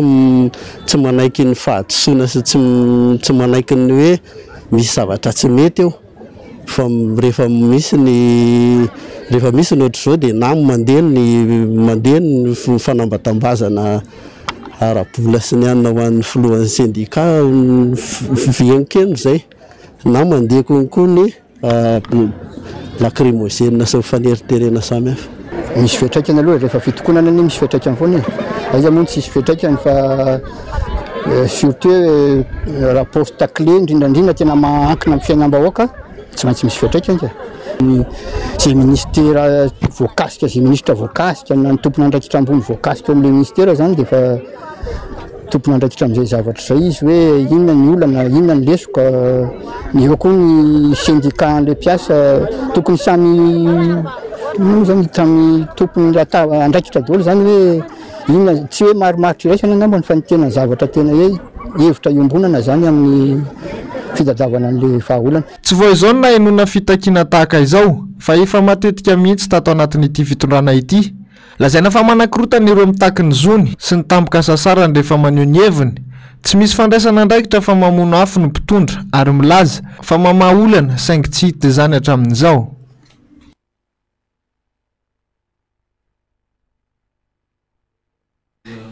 Eny ary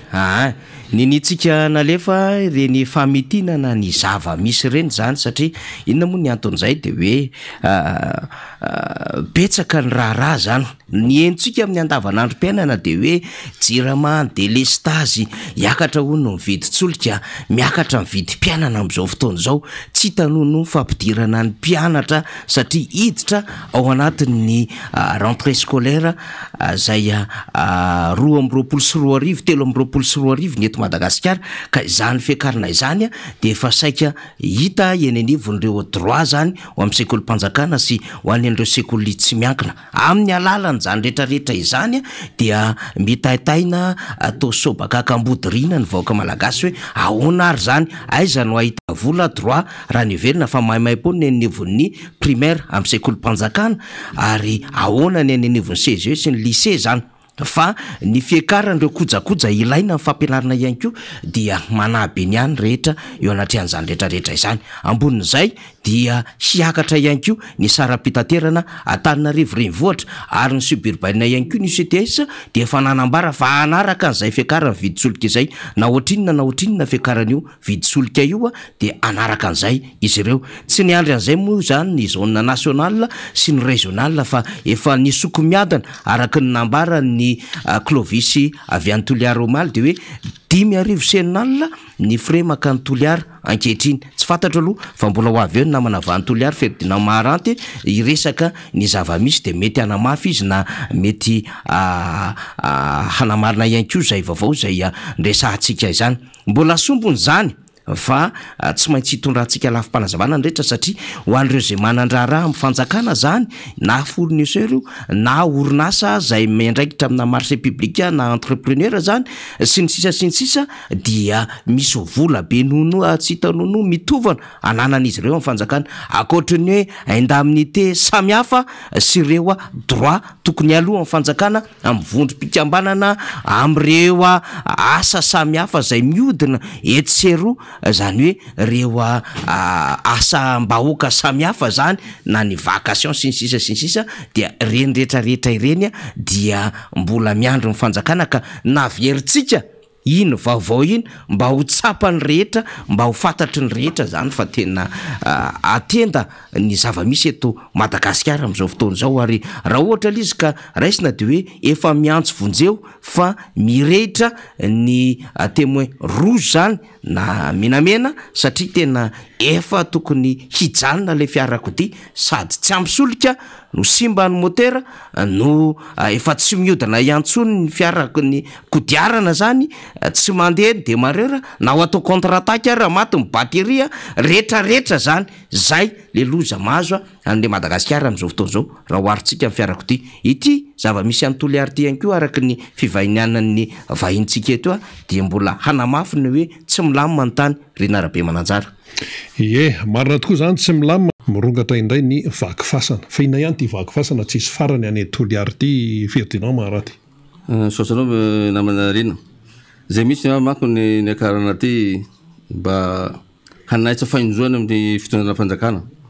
satria fa teto ny tenako ny tenan'io teo hoe mba jerenareo akaiky mikasika an'io vakifasana toliara eo nefa fa tsy normal tsony izy ao hoe tsy misy fienenana fa tsananjo misy zao izy namanarina manjeky tena manjeky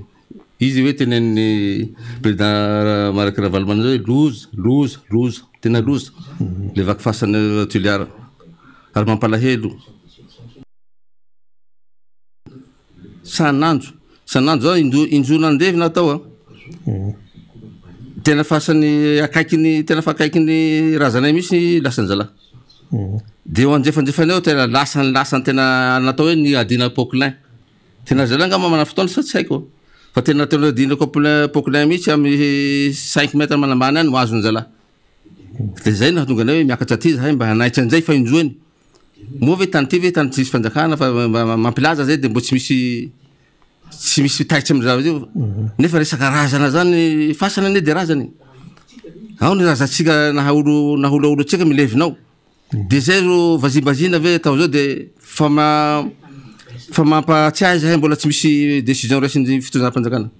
zay nahatonga anay miakatra aty fa mitaraina zay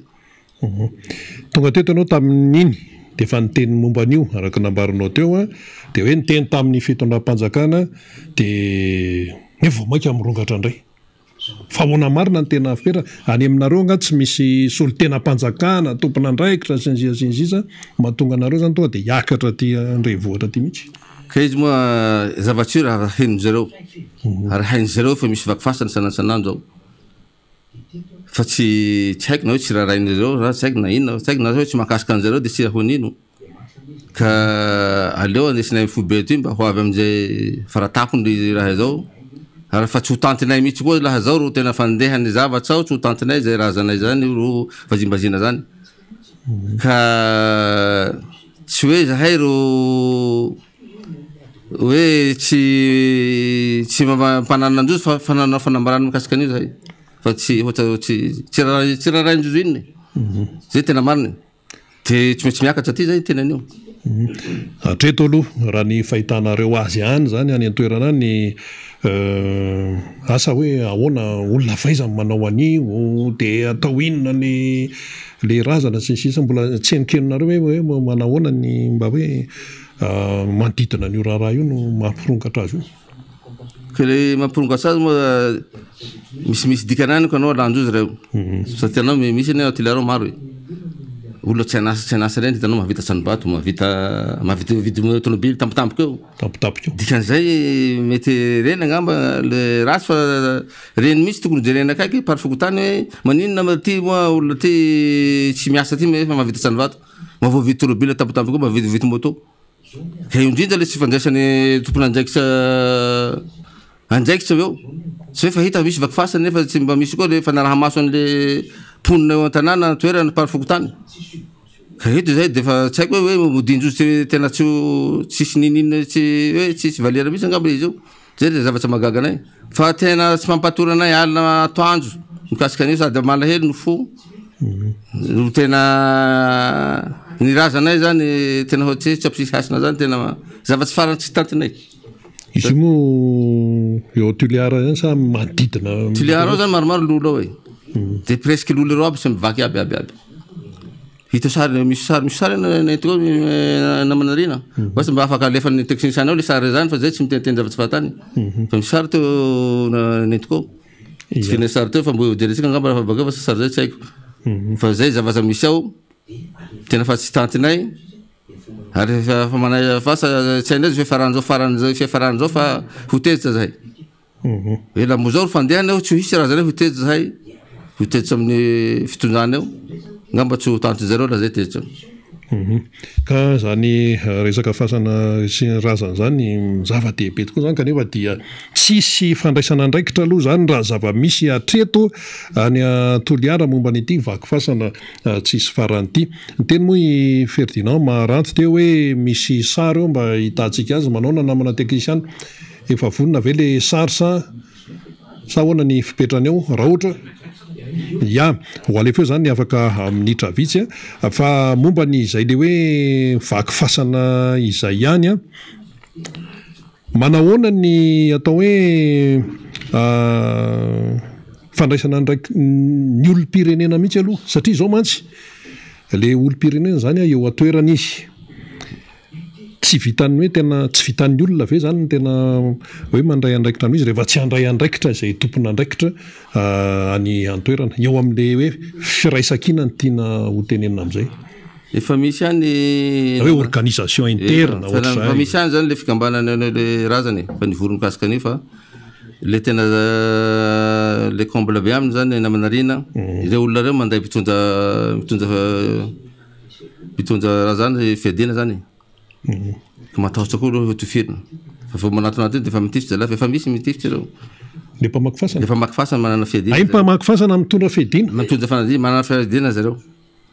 efa nisy teo misy mpiarakandro reny saika nahatsatsan'zareo de fa menesevan'zareo mbasy de fa nandosy le mpiarakandro de zay zany tsy asakeny olona azy eo hoe hitseo hijao ampasana eo zalahy manana fitaovam-piadina de matahotra le olona mamy koa ny ainako de zay zany ro mahatonga hoe tsy manjay indraikitra hoe manjay fananjay indraikitra reo ary fa nivory reo hoe ny fokorazana reo zany de fa nivory de ahoana ty zalahy ndao atao zao fa zalahy reo koa mahery vaika le zalahy mamaky fasan'reo zao mantsy no tiana mariana amin'izay raha hoe nivaky fasana nahazatra hatramin'izay de hoe olona miafinafina olona hoe manao an'le asa raty zany a amin'ny miafinafina any a fa ity zany tena miseho vatana mihitsy tena miseho vahoaka tsy matahotra fa mitondra fitaovam-piadina zay zany no tena fipetrana tsy matahotra vahoaka reo safe presque misy olo andevina reny misy katikaty mivoaka avy any fa mirifa mafy be de fa tsy hita tsony iny fa tokony hatsatsarana iny eny eo barazy ao e nefa tuliara misy barazy eny tuliara miala tuliara kelikely anao ngamba polisy miala tuliara misy polisy miala point kelikely zay de fa misy polisy gendarme miala anzay anao de iska belelandy misy telo misy barazy telo vao tonga avy fasana fasana ka maninona moa tsy atsasaran'le olona reo mba hoe mba savaina fahafantatsy le izy hoe presque reo mpandray katikaty reo any manao an'le action de maninona mba savaina zay katikaty mandalo mba savaina mba tsatsarany tena marina fa zay tena tsy azonay mihitsy maninona tsy voa sakany zalahy mihitsy nefa sanandro misy zay zay fa tsy mahagaga anazy zay mahagaga ny zavatra oatra zany eny ary miresaka ihany tsika ny motoliara nisan'ny sujet ihany koa resanao resaka vidim-piainana hoe sahirana tena sahirana ny olona raha sahirana ny atao Tananarivo ny otoliara ngamba mbola atao hoe fois 3 fois 4 manoloana an'izay ahoana ny tsara ho fantatra momba an'io io namanarina moa fa mipampikaikana fa ela le fijotan'le vidim-piainan'io ary fa niteny koa zay mikasika an'io e fa ohatra hoe manao lelon-jaza zao teo zay nitaky de rapidinina beko sondra tampoka an'izay de zay zava-tsy mahagaga anay fa am'izao reo de fa mipody am'le tena misondrotra an'izay zao fa tsy zakan'olona surtout resaka amin'ny karana reto le karana ngamba tuliara tena miray hina le izy voanjoany hoe vidy zavatsanjoany zany hafa de rapitso de tena mitovy izy rehetrarehetra mitovy izy rehetrarehetra pourquoi ve raha fisondrotan'zao tsy mba olona ray roa mampisondrotra fa izy rehetrarehetra zany avy de amaray de fa zao zay vidy zavatsy amaray ame ohatra kely hoe vidin'inona ohatsoatra zao teo nividy mastika tomobile nividiko le mastika tomobile iny mbo ny 120 000 zany franc avy eo de 140 000 de nitety raha zany karana de mitovy dolo izy rehetrarehetra taky zay mividy bagety koa teo ny 1000 franc de ansondra tato fisondra velako ty fa mba aloha antany any de fa 1500 koa iaby izy rehetrarehetra nitona ataoko tory de 1500 dolo iaby de zay navako hoe ohatra raha misy fanarahana koa reto karana reto mila jerena kay koa reo karana anay fa reo tena mamona anay safe izy manao mivavaky iny tsy le fivavahana mihitsy ngamba no ataon'zareo fa tena hoe andao zay ampiakarina zao de mitovy dolo tsika de zay mirahina zareo zay zava-misy ao zay koa kombana mampisondro le vidim-piainanao zay trop manana roatra mareo le karana de tsisy fanaraha maso tsy mba taitra koa le fitondram-panjakana inona mahatonga an'izao amaray hafa vaka maray hafa de fa tsy hita fa manaraka moa tena matahanao ka anakory de fa manaraka ao zay de fa hoe tahaka rehefa omby misy endesina mitady zao mahazo anay ao taritina ty de fa lasa taritana ty ka tsy afa manotraka anao kory zay zava misy ao de fa zay koa mampalahelo anazy mba jenareo akay koa le fijota zavatsy tsy kanikany teo fa na hanohanina zay nahitana hanohanina fa mampanahira ka bo hisondro sanasananjy raha ty de sisy fijerevana anao raha zay mba jenareo akaiky reo surtout mikasika karahan'ireo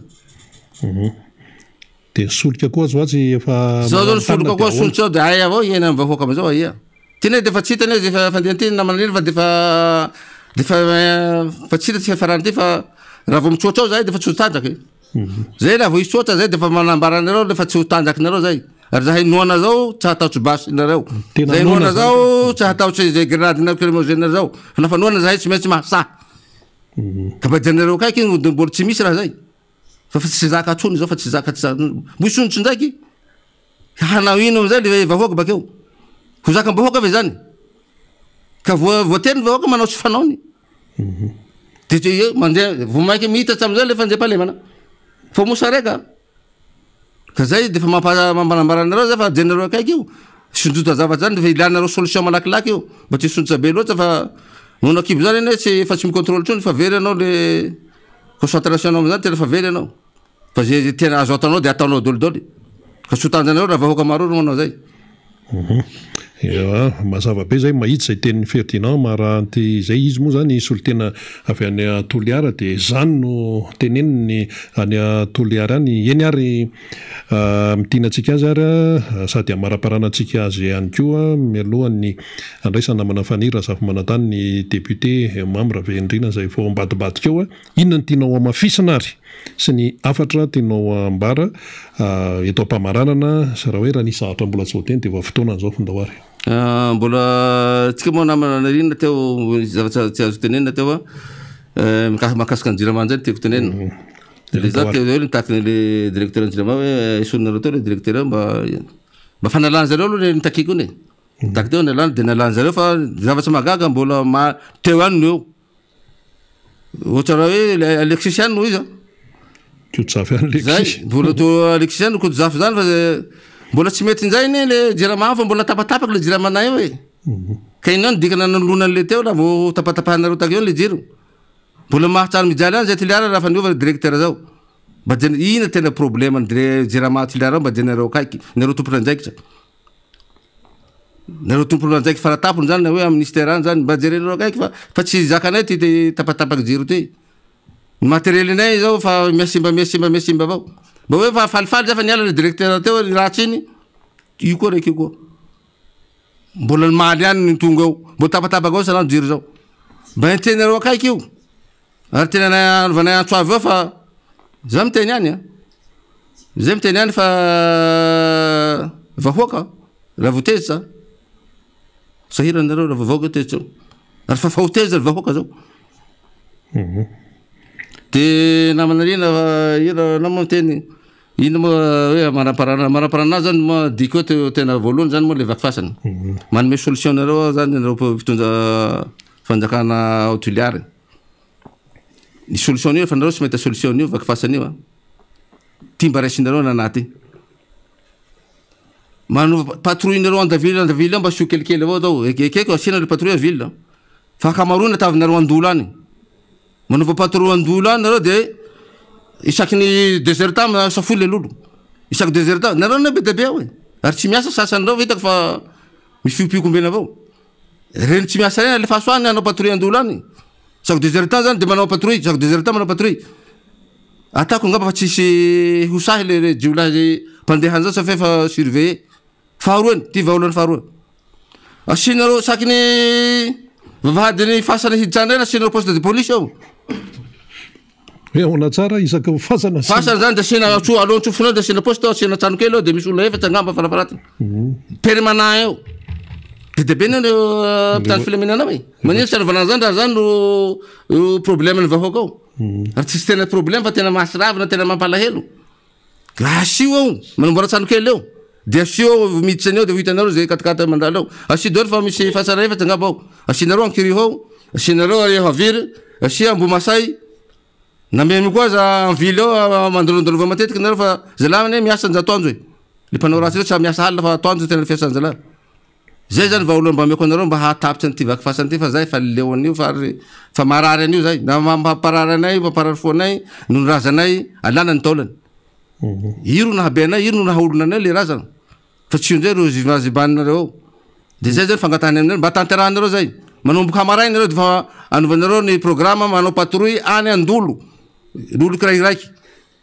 asianareo havira asianareo kirivo asianareo ambomasay même avily eo asianareo koa fa misy fasany koa avily eo zay zany namanariny mba sosikevitra ary fangatahana aminareo fanjakana mba hataonareo zay ianao moa anisan'ny niarany ny hara anao fa amy razanay zao koa fa voakasika de lasany relahiko zay lasany zareo mamparary anay tena hatsa amizao zay marary fo zay mikasika an'io de zay tsy tena tsy tantinay fa zao raha zao ihany mitoy aloha de fa ka manantena anareo hoe hazo olo amy 2023 zao raha zaho ka milatsaky nareo la mbo zao raha itoy fa tsisy vato hazonareo ao naraiky eny ary mamarana tena mamarana ary amarana koa azy moa de misaotrany me filoha teo aloha aho maraka ravalomana anao mba mamaha olana anay ty liara vahaolana tany moa zany de fanomezana anay ty télé ty eto de sorana be zay fa ray aman-jeny tokoa izy ary maniry azy mba ho salama tsara izy de zay ngamba marina no maranako azy eny ary de misaotra ny Ferdinand marantsika tonga teto amin'ny miara-manonja MBS Radio Mada laza ny zavatra misy any Toliara zany ty resaka vaky fasanity miandalana ianao dia zany ny zava-misy miantso vonjy miantso vonjeo ny malagasy am'izao fotoana zao miantso vonjeo tany Fianaratsoa araka ny nambarany namana avany Fianaratsoa teo miantso vonjeo ny ao Toliara noho ny zavatra misy noho ny vaky fasana noho ny tsy fandripahalemana noho ny vidim-piainana noho ny zavatra maro dia miantso vonjeo ilay olona dia petraka amin'ny fanontaniana hoe raha miantso vonjeo ary le malagasy misy mieno sa tsy misy mieno hatreto aloha tsisy mieno tsy misy mieno hatreto raha ohatra hoe resahana ny any amin'ny tokony antefany izay hoe fiantsoana vonjeo zay miantefany amin'iza moa lay hoe vonjeo ataon'ny malagasy io miantefany amin'ny mpitondra fa ny mpanohatra amin'izao fotoana zao no mieno ary tena mieno alay vahoaka malagasy miantso vonjeo satria maninona miantso vonjeo satria efa iainana ny loza ny danger efa iainana isanandro efa menamena ny jiro efa menamena ny marika misy an'izao tsy misy an'izao ary tsy azo ny valikasasara na hoan'ny asehatra maro mihitsy io eto amin'ny firenena dia manoloana an'izay rehetrarehetra zay dia tsy mipetraka araka ny tokony ho izy tsy mipetraka araka ny tokony ho izy intsony ny fomba fitantanana eto amin'ny firenena misy tena hoe mivaralila tena mivaralila mihitsy ilay arara ary ao anatin'ilay izy misy an'ilay tena hoe aim-pirenena aim-bahoaka de iny mihitsy amin'izao fotoana zao no tena olana zay tsy voavahan'ny mpitondra io moa zany mbola ho avy eo ny namana fanira Zafimanantany sy ny député Mamrabenrina iresaka momba nyty resaka solika ty fa raha ny zava-misy aloha zany zao fampidinika any ambadimbadika any fanjakana zany ao anatin'io ny pétrolier ao anatin'io fampiresaka any ambadimbadika any hatreto tsy hita hoe ahoana satria tsy mipetraka tsony lay atao hoe hoe leader ny mpitondra fanjakana tsy mipetraka tsony zay hoe mpitondra fanjakana mpitarika ray aman-dreny zany mantsy ny atao hoe filazana ny mpitondra zany ary ny mpitondra fanjakana nefa tsy tokony adonitsika fa tsy hoe miasa boje akory reo mpitondra fanjakana reo zany indrindrandrindra ny eo amin'ny exécutif tsy hoe miasa boje fa karamainy ny vahoaka volam-bahoaka no anakaramana an'izy ireo tsy hoe manao asa tsotra amin'izao zany fa karamaina afaiza le karama volam-bahoaka no anakaramana an'izy ireo kanefa olona karamaina tsy mahavaolana zay le izy olona karamaina tsy mahavita ny asany satria ianao zany raha karamaina de misy asa fitakiana aminao ao ho tambiny iny fa tsy hoe ianao mandray vola fotsiny, ianao mahazo 4-4 fotsiny, ianao mahazo indemnité fotsiny, ianao mahazo an'izao karazana avantage rehetrarehetra zao azonao daholo zay hoe tokony ho azonao zany, kanefa lay asa tsy araka ny tokony ho izy fa zavatra fa no atao zany. Ity ny asa zay apetraka dia zavatra fa no atao. Ity ny mitsempoka zany le vahoaka malagasy manome izay hoe valikasasarana raha izay no azo lazana azy ho an'ny mpitondra, satria olona karamaina ho an'ny mpitondra fanjakana araka ny nambara teo. Raha karamaina izy zany dia jeren'le vahoaka hoe inona ny vokatry ny asa mipaka ty aminay, fa ny vokatry ny asa mipaka any amin'ny vahoaka dia mifisondritry ny vidim-piainana, mifisondritry ny menaka, mifisondritry ny ciment, zany ve no anakaramana ny mpitondra. Kanefa ilay mpitondra raha misy ao ny vahaolana dia anjarandry zareo mamahan'io, fa tsy hoe manilika ny tsy fahaizany any amin'ny TIM sy ny RMDM, fa ngany TIM sy ny RMDM no mitondra zao, nareo zao no mitondra eo, nareo zao no mitondra eo. Tsisy idiran'ny TIM sy ny RMDM mihitsy fa nareo no nanao velo rano teo. Zay le fipetraky le raharaha, zareo no nanao velo rano, dia zao dia hoe mirongatra mivaky fasana ny Toliara. Zao dia hoe tena olana ny resaka lalana ny Fianaratsoa. Dia zany no iainana dikan'izay zany dia hoe ny vola anao raha malagasy dia vola verivery fotsiny, satria tsy misy tambiny makany aminao. Lay asa tokon'lay olona karamaina hiasa ho anao. Zay le izy zay fipetraka le izy. Tsika mantsy ohatran'ny varim-barina fa ny tompona andraikitra ny akoatran'ny karama zay araiziny dia mbola misy ny indemnité, mbola misy ny carburant sy ny sisa, tena hoe mena azy daholo zay sahaza azy zany. Fa ny résultat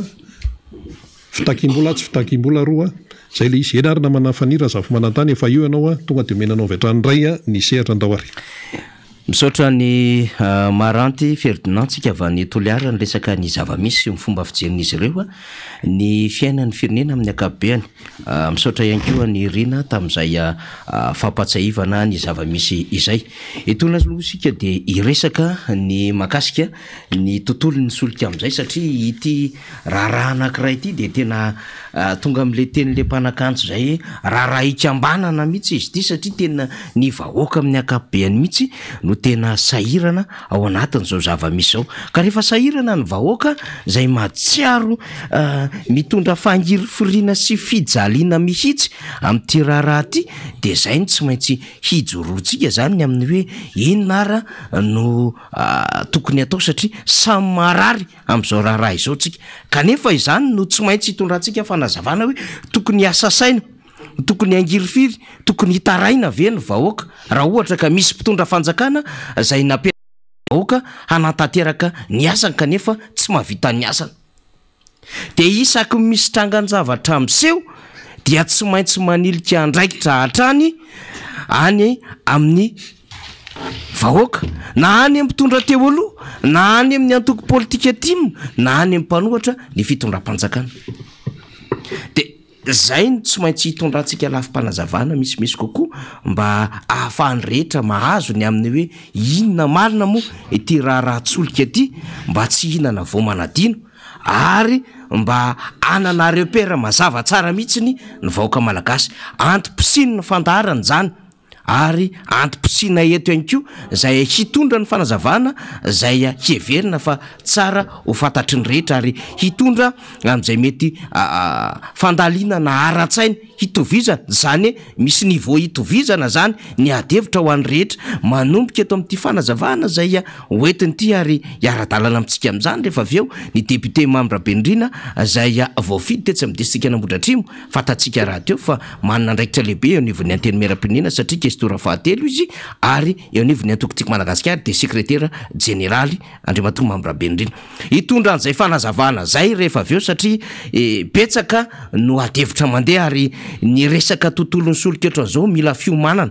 tsy fiomanana ara-tsaina fotsiny fa fiomanana eo amin'ny tontolo ara-ekônomika ny isam-batan'olona sy ny orinasa sy ny sehatra samihafa zany satria tsy maintsy hikorotana ary tsy maintsy hisy fanamboarana ny tontolo ny vola ho ampiasaina indrindrandrindra any amin'ny farafakely ny isa-tokantrano izay entina mivoaka isam-batan'olona zany isan'andro de eo amin'izany lafin-javatra rehetra izany no heverina fa hitondrana sy anamafisana ny lafim-panazavana tahaka izao efa etaoko aiketo ny solomamoaka ny Madagasikara Mambrabendrina zay iara-dalana amintsika miarabanao andre matoa député miaraba fanira zafimanatany miaraba ny Rina Rabe Mananjara miaraba ny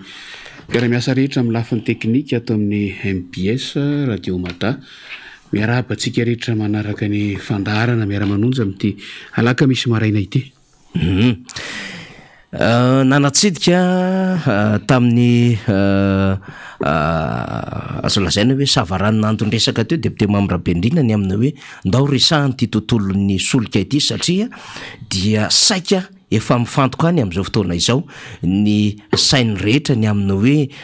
anahoana izany fiakaran'ny vidin'ny solika zany satria moa tsy tonga zany adevitra zany raha tsisy olona nitondra zany adevitra zany tamin'ny alala ny fitondram-panjakana zay tarihany giafilo zay nilaza tamin'ny volana aprily lasa teo zany hoe telo volana lasa zay no nanambarany filohan'ny repoblika fa tsy azo hidivirana ny fiakaran'ny vidintsolika ka adevitra be zany amin'izao fotoana zao ny amina hoe manahoana zany fiakaran'ny vidintsolika zany fa mialohan'izay de hoe inona ny tantaran'izany vidintsolika zany sy ny eritreretan'ny vahoaka an'izany fiakaran'ny vidintsolika zany raha mby hahazo na handray ny fitondrana ny Madagasikara izao fitondrana izao rehefa nanao fampelezan-kevitra tany amin'ny taona 2024 ary rehefa nahazo fanjakana tany amin'ny 2024 de zay adevitra zay député Mambrabendrina no ezahantsika hoentina ao anatin'izao fandarana zao satria misy ny mandika vilana na misy no azo lazaina hoe tena mangovotra mihitsiny satria angambany explosion sociale ve angambany mety hoe tsy nahatanteraka ny tenina taona nandritra ny fotoana fampelezan-kevitra angambany mety hoe fatora amin'ny vavany nataony ve dia mitady serianliana misy fomba fitenenina zay hikoamaina azy atao maika misy serianliana de maika mizay fikaroana serianliana zay de ny mpanohatra indray ny lasibatra député Mambrabendrina rehefa mijery ny communication fanjakana isika nefa ny mpanohatra tsy mitatandra raha-mpanjakana amin'ny alalan'ny fanapahan-kevitra fa ny exécutif mazava ho azy dia ireo zay ny mepahefana tamin'ny 2024 zany no ezahantsika hitondrana fanazavana amin'izao maraina izao ya zay indrindra fanira zafimanatany tsika aloha raha iresaka an'le solika vidina solika moa zany no horesahany eto de tsy maintsy ataotsika an-tsaina voalohany dia ny mahavarotra raha-rahambarotra voalohany indrindra aloha raha-rahambarotra ny fivarotana solika raha-rahambarotra ny vidina solika sy ny sisa ary fatatsika fa ny sehatra ny varotra dia anisan'ny sehatra anankiray ao anatin'ny fandraharahana eran'izao tontolo zao fa tsy hoe eto Madagasikara fotsiny ihany fa ho atsika eto Madagasikara mampiavaka azy kely asa mety misy firenena mitovy amintsika ihany de zao mbola tsabahan'ny fitondram-panjakana ny fikirakirana azy ny maharaharaham-barotra azy kanefa amin'ny apahany fatatsika tsara rehefa niala tamin'ny orinasa mpanjakana 100 ny mpanafatra sy ny mpivarotra solika tsika tamin'ny andro solotany malagasy na ny solima de fa ny privatisena zany nomena ny tsy miankina orinasa tsy miankina ny fitantanana azy fividian'ny fanafarana azy ny fikirakirana ny vokatra ny fivarotana azy maka amin'ny mpanjifa rehetra zany afady ny mpanjifa misy karazany amin'io molo resahantsika rehefa avy eo fa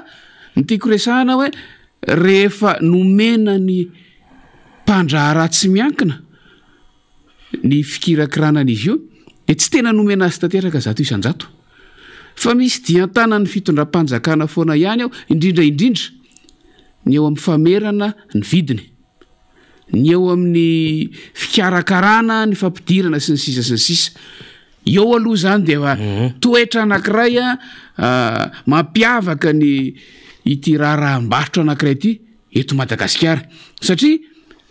eny na lay orinasa tsy miankina natao ikirakira l izy ara tsy maintsy manaiky za sy akiteny hoe na ireny raha manaiky fa tsy maintsy manaiky moa satria zay ny fomba ny tantanana n'lay endrika fisitahan'ny fanjakana teo amin'ny fikirakirana io solika io ka rehefa zay zany sary ny ainatsika tato anatin'ny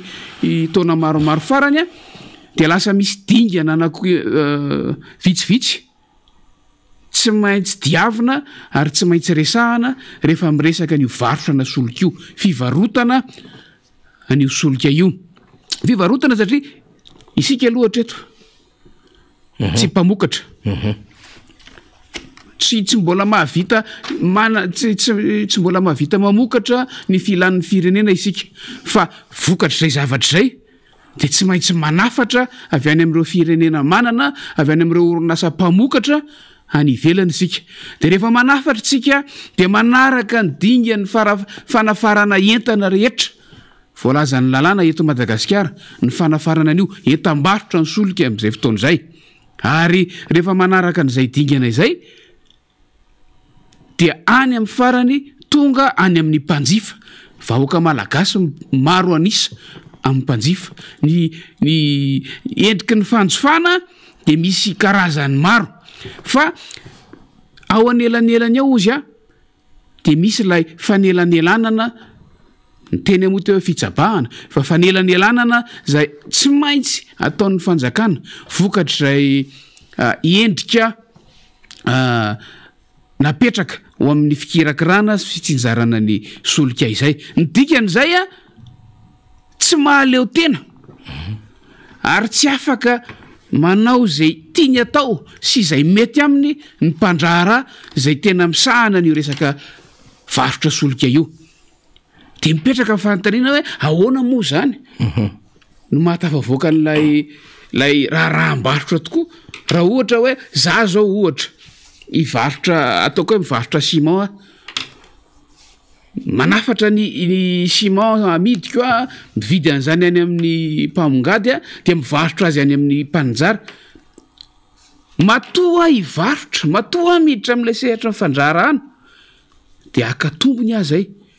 ho an'ny orinasa indrindraindrindra ary orinasa tsy maintsy lehibe no mikirakira ny resaka solika zany fa tsy vitana orinasa madinika izany ary arakaraka ny mahalehibe ny orinasa no mahalehibe ihany ko ny sehatra eo amin'ny fahazona tombony na fahafatesana antoka eo amin'ny sehatra ny varotra ny dikan'izay alaitsika zay lojika tsotsotro zay de tokony hoe izay mampandeha ny varotry ny mpivarotra izay ahazony tombony ahafahany manitatra ny ambaindainy raha ataony no tokony atao fa tsy zay ny eto Madagasikara tsy zay no eto faraka voalazako teo misy fitsabahana ataon'ny fanjakana amin'ny famerana an'io viditsolika io tsy fanomezantsiny le satria zay no fepetranyraisina fonony sitaka ny fanjakana teo amin'le tena fikirakirana azy 100 tany am'izany fotoana izany de zava-misy am'izao fotoana zao mabe ny ady hevitra de hoe tsy maintsy hiakatra io solika io satria lay tsena iraisam-pirenena no manery an'izao tontolo zao anaraka n'izay fiakarana izay de fanontaniana mipetraka voalohany de no hoe fa nahoana ary no rehefa miakatra ilay viditsolika eo amin'ny sehatra iraisam-pirenena no tsy maintsy arahana fa maninona izy fonidina satria samy manara-bavaotsika fa maninona izy rehefa midina firenena malagasy aloha fitondram-panjakana malagasy ny resahantsika maninona izy fonidina ho tsy nasiana resaka mihitsy mifanarahana an'izay fa midiky zany fa ho anelanelany ao fonidina izy oaseho atsika moa ny taremarika rehefa tsy fantatry faniro hoe misy zavatra azo alefa ve rehefa aveo fa oaseho atsika ny taremarika ny aminy hoe atraiza mihoatra amin'ny zavatra ny ainana ny elanelam-bidy nisy tao anatin'ny 3 taona farany tsy resaka afatsy ny 3 taona farany tsika efa taona rahabe indrindra taona 20 sy 4 ny makaty raha ny tantara ity vidina solika am'izao fotoana izao ty de tany amin'ny volana jona 20 sy 4 no niova farany mety ho diso a fa zay aloha zay ny zavatra hitako 7 azafady volana jona 7 no ny siny ny fanovana vidiny entana farana raha tsy diso tam'izay ngamba le nahazona le ariary zato satria nisy fampanana tenanana ataon'ny fitondram-panjakana atao fovoana indray fahefana ny fitondram-panjakana am'izao fotoana zao nisy fampanana tenanana ataony taony hoe tsy maintsy ampidina nio arak'izay azony atao de nisy ny ady hevitra tany ananinanina tany tsy maintsy fampiresaka tamin'ireo mpandrara fa avy eo tsika gagitsika avy eo ariary zato ny nandaniana tsy fantatra hoe firy herinandro firy volana sy fotoana tao anatin'ilay fifampiresahana de io vidinentana viditsoloka nidina ariary zato tam'izany fotoana zao ny mbola iainantsika am'izao fotoana zao inona nefa nitranga teto ambonin'ny tany tao anelanelan'izay fotoana zay fatatsika tsy valapatra am'izany a fa raha ny fanjakana raha manilika ny zavatra tsy mety ataony amin'ny resaka covid tsika kosa mahita fa ara-taremarika tokony efa nahazona tombony betsaka zany hoe tokony efa nahazona nahazon'ny mpanjifa nafahana ny aina kely ny vokatra ny covid tam'izany fotoana zany satria tsika samy mahalala fa vokatra ny covid tam'izany fotoana zany de nidina tany amin'ny azo lazaina hoe farany ambany zay tsy nisy tato anatin'ny taona maromaro farany ny vidin'ny solika teto ambonin'ny tany hitatsika amin'ny sary io asa raha azo ny faniry azavaina kely ve de toy atsika ny resaka rehefa avy eo ity zany a akisakely izy fa lefa aveo de mahazo 2022 tsika le sary satria nomboka 2019 tsika raha raisitsika manko zany le izy député mamrabeandrina de hoe tany amin'ny 7.4 zany a dia $250 en moyenne zany raisitsika ny vidin'ny baril ny solika teto ambonin'ny tany de taty amin'ny 20 le nyteneny député mamrabeandrina tena nidina ambany mihitsy ny viditsolika dia tonga hatrany amin'ny $7.50 na $20 te eo ny baril ny viditsolika zany a naneran-tany latsaka ambany le tsasaky le tena latsaka ambany le tam'le 2019 ary tam 2021 dia nanakaiky indray izy a am'ilay vidiny tam 2019 $50 raha itsika zany a 7.4 dia nanodidina ny $250 te eo ny baril tsolika maneran-tany ny $20 tamin'ny fotoanany covid-19 dia $20 ny vidin'ny baril teo amitsena raisam-pirenena ary ny raiky am 20 dia $50 ny vidin'ny solika zany baril teo amitsena iraisam-pirenena zany fa zao député mamrabaindriny mino fa hanananao ny tany am 2018 tany hoany fa raha raisitsika zany le izy ny 2018 mbola ambony no mividitsolika vidiny tam'izany raha mifahafantarako an'le izy niezaka ny karotsia de manodidina ny $60 à $80 ny baril tsolika $20.2 fa nidina le izy taty am 7.2 ho $52 de ho avy eo tsika rehefa aveo hoe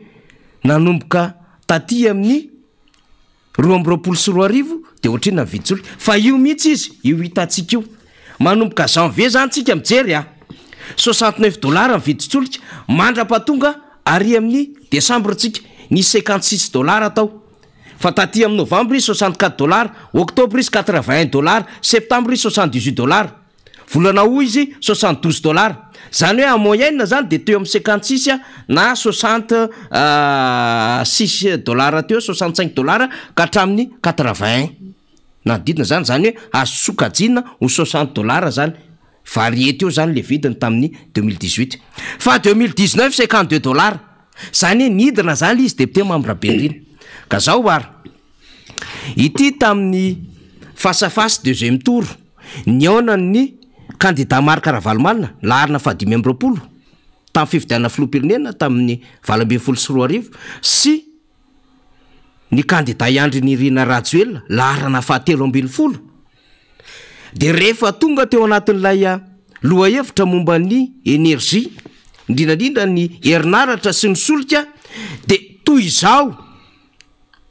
ny fanazava-kevitra ny entin'ny kandida Andry Rajoelina larina 7 momba fahitany viditsolika sy ny fampanantenana nataony ho an'ny vahoaka malagasy. De hoe notsika lizy de miverina ao anatin'ny adevitra indray ny tenako sy ny député Mambrapendrina mitoy ao anatin'ny fanadihadiana. Ndao ary. Io aloha de tena zavatra mahavarina ary mampikaikaika mihitsy ny vahoaka malagasy satria ny vidin'ny solika eran-tany de ny midina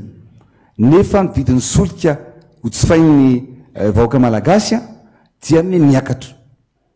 Fa amin'ny andron'ny teteza mita zao dia atsasaky ny vidin'ny baril zao am'izao tsika miteny zao ny vidin'ny baril sy ny solika nefa ankehitriny miakatra io. Za moa tam'ireny tamin'ny andron'ny teteza mita na vita mihitsy satria na zay mikasika ny vahoaka mikasika ny fiainam-bahoaka de mahasaro-piaro aho. Misy fotoana ny kompania ireo teto tsy nanaiky mihitsy ary no ilivre solika tamin'ireny station d'essence reny fa nanao réquisition satria tsy nanaiky mifampiakarana ny viditsolika. Za zany de zao volany foan'ny république ny zavatra asa ho ataoko voalohany indrindra de miresaka am'ireo mpanjifa solika reo. Fa za koa efa négocier tamina firenena maromaro zay vonina ny amaty solika atsika mba hampihena ny vidin'ny solika ho jifaina amin'ny vahoaka malagasy. Iny izy député Mambrapendrina zany hoe mahavarina ozy izy fa tena ny vidin'ny solika eran-tany midina fa ny vidin'ny solika eto Madagasikara de miakatra. De mbola andresany hoe tamin'ny teteza mita de ny atsasaky ny vidin'ny solika baril io eran-tany tamin'ny teteza mita. De miresaka indray izy ny hoe vaolana zany satria nandray izy ny amin'ny hoe saika tsy hanao livraison teny amin'ireny tobin'asantsy ireny zany ny compagnie pétrolière fa nanao réquisition izy fa efa nahazo ny fitondram-panjakana natao zany réquisition zay dia nisy livraison tonga zany teny amin'ireny tobin-tsolika ireny zany. Fa ny vaolana entiny de hoe miresaka amin'ireo compagnie de iny le niresahany hoe 2019 nisy le resaka fa tsy niabotira le izy satria 100 ariary ny azo tao anatin'le adevitra. Na de efa nidina be ara ny vidin'ny solika satria taty amin'ny $52 2019 ny vidin'ny baril maneran-tany. Raha ohatra ka nadidina $60 $80 tany amin'ny 2018 zany nidina izy zany taty amin'ny 2019. Fa mbola nanome vaolana faharoa ny aflo zay kandidata amin'izany de hoe efa minégocier amina firenena samihafa izy mba hampidina vidin'ny solika eto Madagasikara. Dikan'izay zany akoatran'le compagnie pétrolière zay mifehy tontolon'ny solika eto Madagasikara raha lany filoham-pirenena izy de zao isy négociation ataony amina pays zay le relation bilatérale no ampiasainy zany mba hahafahana mamaty solika Madagasikara akoatran'le compagnie pétrolière de hidina viditsolika mba tsy monopoliser le compagnie pétrolière ny tontolon'ny solika eto Madagasikara. Fa tsy haiko aloha député Mambrapendrina efa nahita firenena ny négocier ny fitondram-panjakana ve tsika tao anatin'izay 3 taona sy tapan'izay ka napidina viditsolika. Nambaranao teo fa ny jona 7/24 no nisy ny fikitehana ny viditsolika io ary zay le nahazona le 100 ariary na ary 100 ariary. De io ny zava-misy amin'izao fotoana zao tsy nahatanteraka ny teniny fitondram-panjakana tao anatin'le hinégocier na hifampiresaka amina firenena ary nambarany de efa nisy firenena ozy izy fampiresaka taminy. Ay zany amin'izao fotoana zao 3 taona sy tapany mbola tsy nahitana fidinina ny viditsolika. Zara aza anisan'iny adevitra 100 ariary iny de io hitantsika io mbola miadevitra amin'izao fotoana zao any anivon'ireo compagnie pétrolière. Député Mambrapendrina. Za zany iverina kajy lafo ny arabaritra nyty resaka ty foana izy mihitsy teo no nilaza naneo ny korba rehefa midina zay le lojika rehefa midina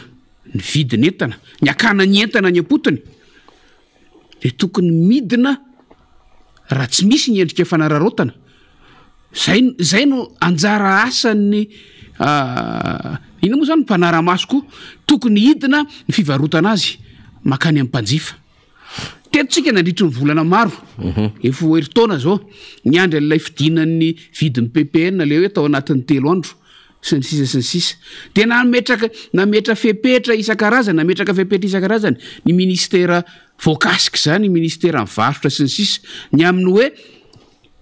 zay le fitsinjovana amin'ny mpanjifa ministera mivarotra sy ny fanjifana dia mitovy amin'izay ihany ity resaka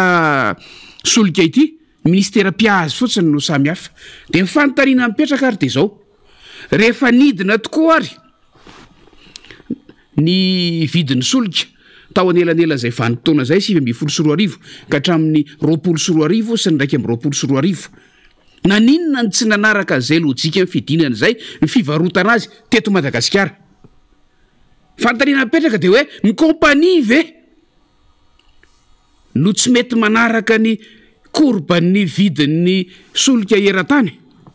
apetraka le fanontaniana sa izay le vokatra ny dia-tana ny fanjakana ao anatin'ny fikirakirana an'io zavatra io mahatsiaro tsika efa tamin'izany fotoana zany za mihitsy tamin'ny fiaonana tamin'ny gouvernemanta tena anivony anteny mihatra tamin'izany fotoana zany nametraka fanontaniana tamin'ny gouvernemanta ny aminy hoe fa inona no mahatonga ny vidin'ny solika tsy manaraka ny vidiny iraisam-pirenena nandritra ny fotoana nisinisy aloha ny enahena tao ny fitondram-panjakana tsy nentina maly an'le izy fa rehefa ny ansisitiavana foana nao mafisina foana le fanontaniana dia zao mivaly teny azo tamin'ny ministra ny fitantanam-bola tamin'izany mila fanampim-bolontsika anefana ny trosa amin'ny kompania dia avy amin'io atao koa izy tsy ny tena hoe anararotana fa mandika amin'izay eto zao hoe avy amin'io elanelana io tombony azo tombony ngeza be azo avy amin'ny viditsolika fidina ny viditsolika eran-tany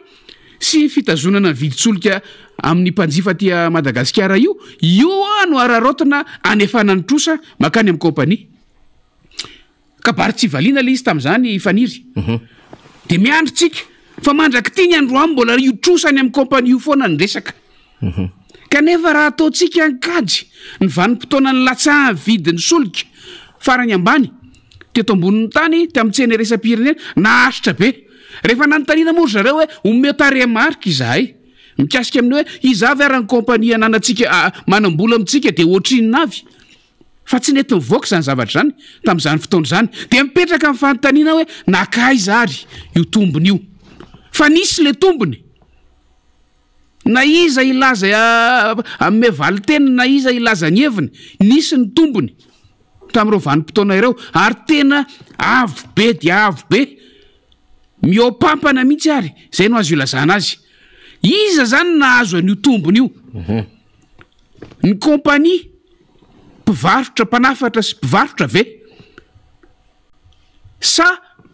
ny station ve asa iza mahita apetraka ny fanontaniana na adaladala aza sa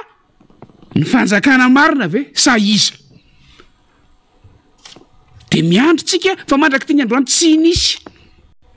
ilay fanazavana mivaly teny azo dia hoe andoavana ny trosan'ny kompania nefa hatramin'izao tsika miresaka zao mbola zao trosan'ny kompania zao foana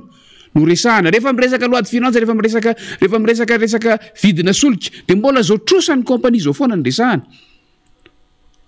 dia mila mamaly an'izay fanontaniana mila mametraka compte manokana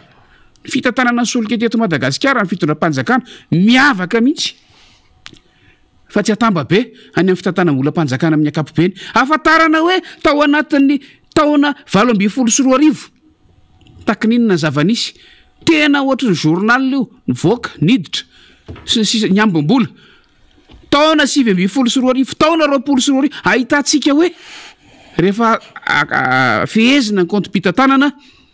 eo nen'ny kompania eo nen'ny fanjakana dia nakaiza zany lay tombony fa ny olana mantsy faniry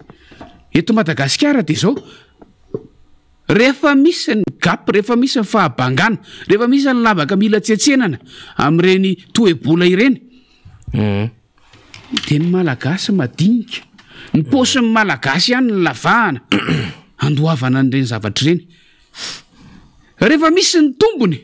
tsy mba misitraka n'ireny tombony ireny le mpanjifa inona moa ny andrika tokony hositrahana an'izany fidina ny vidin'ny le solika teny amin'ny mpanjara fa tokony samy nahalalitsika mafy ny fiainana tamin'ireny covid ireny mafy ny fiainana satria tsy nisy atrasana andeha loatra mihitsy kanefa tsy nidina vidim-piainana teto Madagasikara raha ohatra ka nidina vidin'ny solika samy mahalalitsika tahaky ninona ny fiatraikan'io vidin'io solika io raha ny fiainana eto Madagasikara nyjerena miankina betsaka loatra amin'io ny fiainan'ny malagasy ary zany no mahatonga an'ity adihevitra amin'izao fotoana izao ity satria tonga amin'ilay voanamaky gazety ankeo sahinina tonga amin'ilay andro ray tsy omby vava zay fomba fiteny hitako tamin'ilay artikla nivakiko ankeo tonga amin'ilay andro ray tsy omby vava tsy azo hiafenana intsony ny fitondram-panjakana fa tsy maintsy manaraka an'ilay fironana eran-tany eo amin'ny vidin'ny solika fa mampalahelo anatin'ilay izy dia efa ty amin'ilay izy miakatra indray zay ny mampalahelo anatin'ilay izy ary samy mahalalitsika hoe tahaky ninona no tokony ho tahany fiakaran'io raha ohatra ny fironana eran-tany ny jerena efa hitatsika nge zany ny filoham-pirenena mihitsy vao herinandro vitsivitsy lasa eny no tena hoe tsy azo iodivirana asa misy an'izay sary zay raha tsy diso tsy azo iodivirana nefa fiakarany mba tsy teneniko hoe fampiakarana vidin'ny solika atoato dia mba hoe mitady vahaolana hoana izy zany sy ny sisa sy ny sisa dia tamin'izay no nanaovana ny fanambarana hoe terena ny mpampiasa apakatra ny karama farany ambany zay le endrika aloko tonga dia ataoko mivatana ohatran'izay asa raha efa vonona le sary le fasefaly raha vonina le izy le tamin'ny avril 2022 teo zany rehefa avy any ampitan-dranomasina ny filoham-pirenena teo angely nanomboka le adihevitra ty raharaha ty hoe apiakatra tsy azo idivirana ny ampiakarana vidin'ny solika dia nanomboka teo zao adihevitra zao dia nanomboka tamin'ny volana jona zany hoe tanoany amin'ny atsasaky ny volana jona tanoany ny négociation tamin'ny compagnie pétrolière député Mambrabendrina fa efa mandray tsika zao tapatapako ny volana jolay tsy mety tapitra mihitsy le pour parler le fifampiresahana sy le négociation eo amin'ilay fanjakana sy lay compagnie tsolika alevantsika aloha zany dia adevitra nety misy mifampila voatsiary eo ko ao misy fiatraikany goavana amin'ny firenena maro maneran-tany niady any Ukraine ary ao anatin'izany koa i Madagasikara fiatraikany indrindrindrindra amin'ny vidim-piainana sy ny vidin'ireo entana ilaina amin'ny fiainana andavanandro eto zany dia misarika ny saitsika fa tsy azo idivirana ary mila miomana amin'izay mety ho fiakaran'ny vidy-solika isika tsy isika eto Madagasikara ihany miatrika an'io fa isika ny firenena rehetra mihitsy maneran-tany noho izany dia mila mifampitsinjo isika malagasy ary miantso ny rehetra tsy mba isiny ny fanararotana manoloana an'izany toe-javatra izany mba tsy anampitrotraka amin'izao vanim-potoana sarotra ienantsika izao ary tsy kena ny fanararotana tsara aloha zany hitondrantsika fanamariana io fiakarany vidin'ny solika eran-tany io zany baril brent zany bruta dia ny OPEP no manao an'io zany hoe ny organisation des pays exportateurs de pétrole zany hoe reo firenena membre ao anatin'ny OPEP dia io mahita ny korba sy ny tsenan'ny tontolon'ny solika eran-tany eto zany dia ilaza fa ny besoin ny vahoaka eto ambonin'ny tany dia manodidididina ny 1,300,000 litres par jour ka io dia mitsinjara ny Asie ny tena be filana dia avy eo le reste du monde le firenena hafa dia Moyen-Orient dia io 1,300,000 io litres par jour zay tsena izay no miodina eto ambonin'ny tany zao ny zavatra tiatsika resahana ao anatin'izao adevitra resahantsika izao raha nylaza ny filoha fa tsy azo hidivirana le viditsolika no ny ady ny Ukraine sy Russia de aloha resantsika tamin'ny avril izy ny nanao an'iny fanambarana iny fa reo aloha de tsoritsika ny ady tany Ukraine sy Russia de farany volana febroary teo eo no mipoaka zany hoe taty amin'ny 24-25 février taty nanomboka volana marsa ny vidin'ny solika teo amin'ny tsena iraisam-pirenena tompoko efa nyresantsika teo 2018 hoe nisy $56, $60, $65, $70, $80 nanomboka janoary ka hatramin'ny desambra navoaka antsika teo vidin'ny solika baril teo amin'ny tsena iraisam-pirenena fa nanomboka 2019 nitondrana Andriamatoa Rajoelina dia nidina $52 zany 2020 $20 zany ary 2021 $50 taty amin'ny janoary 2024 ny vidin'ny solika teo amin'ny tsena iraisam-pirenena dia $70 zany hoe miverina tary amin'ilay 2018 zany tsy mbola misy adiny Ukraine sy Russia tamin'izany tompoko tsy mbola misy zany ny adiny Ukraine sy Russia de taty amin'ny volana febroary indrindra nandray ny fiandohan'ny volana mars teo vao nandeha les sanctions économiques zay nomeny ny OTAN sy nomeny ny volana européenne zany ho an'ny Russia de bloqué teo satria naninona le ady Russia anisan'ny mpamatsy solika be indrindra eto ambonin'ny tany ary anisan'ny mpamatsy gaz anatin'le Gazprom ka raha ohatra izy janoary 2022 $70 izao miresaka zao isika androany dia $100 ny baril ny solika zay ny faritany OPEP eo amin'ny tsena iraisam-pirenena androany fa fito ny volana jolay $100 vidiny ny pika ambony indrindra teo tamin'ny volana marsa $128 na $20 fa efa midina izy amin'izao fotoana izao de verina ny fantaniana depute Mamy Rabenrina ity fantaniana ity zany de tena mipetraka mihitsiny maninona tsy afaka mampidina ny vidin'ny solika eto Madagasikara amin'ny fanjakana fa afaka mampiakatra ny vidin'ny solika milaza fa tsy azo hidivirana apetratsika zay maninona tsy afaka mampidina ny vidin'ny solika zany hoe minégocier amin'ireo compagnie pétrolière amin'ny fanjakana fa mampiakatra ny vidin'ny solika rehefa miakatra ny vidiny teo amin'ny tsena iraisam-pirenena mienjera $100 izy amin'izao fotoana izao aiza ny capacité de négociation fanjakana tamin'ny $52, $20, $50 2021 naninona tsy nandoda tabatra amin'ny fitondram-panjakana ka niteny tamin'ny compagnie pétrolière hidinana zany viditsolika zany fa ngamba de zao raha azo ny fitondrana io natao koa no niteny tamin'ny alalan'ny communication d'état sy ny communication politique depute Mamy Rabenrina de hoe ny mpanohitra eto Madagasikara napirisika ny Ukraine sy Russia iady ka nampiakatra ny viditsolika maneran-tany zay mihitsy ny ao anatin'ny fotom-pisaina le fitondram-panjakana zany tsy azo hidivirana io de io viditsolika io no mitarika ny vidim-piainana i viditsolika io no mitarika ny fiakaran'ny fitaterana sy ny sisa rehetra eto Madagasikara satria teraka noho ny ady ny Ukraine sy Russia de raha azon'izy ireo nyteny de hoe ny mpanohatra ny team manera MDM mivondrona panorama no nandeha napirisika ny Ukraine sy Russia medivonareo mba hahafahana mampiakatra ny vidin'ny solika eran-tany eo amin'ny OPEP de mba hahafahana mampiakatra ny vidin'ny solika any Madagasikara zay angamba ny fotom-pisaina n'le fitondram-panjakana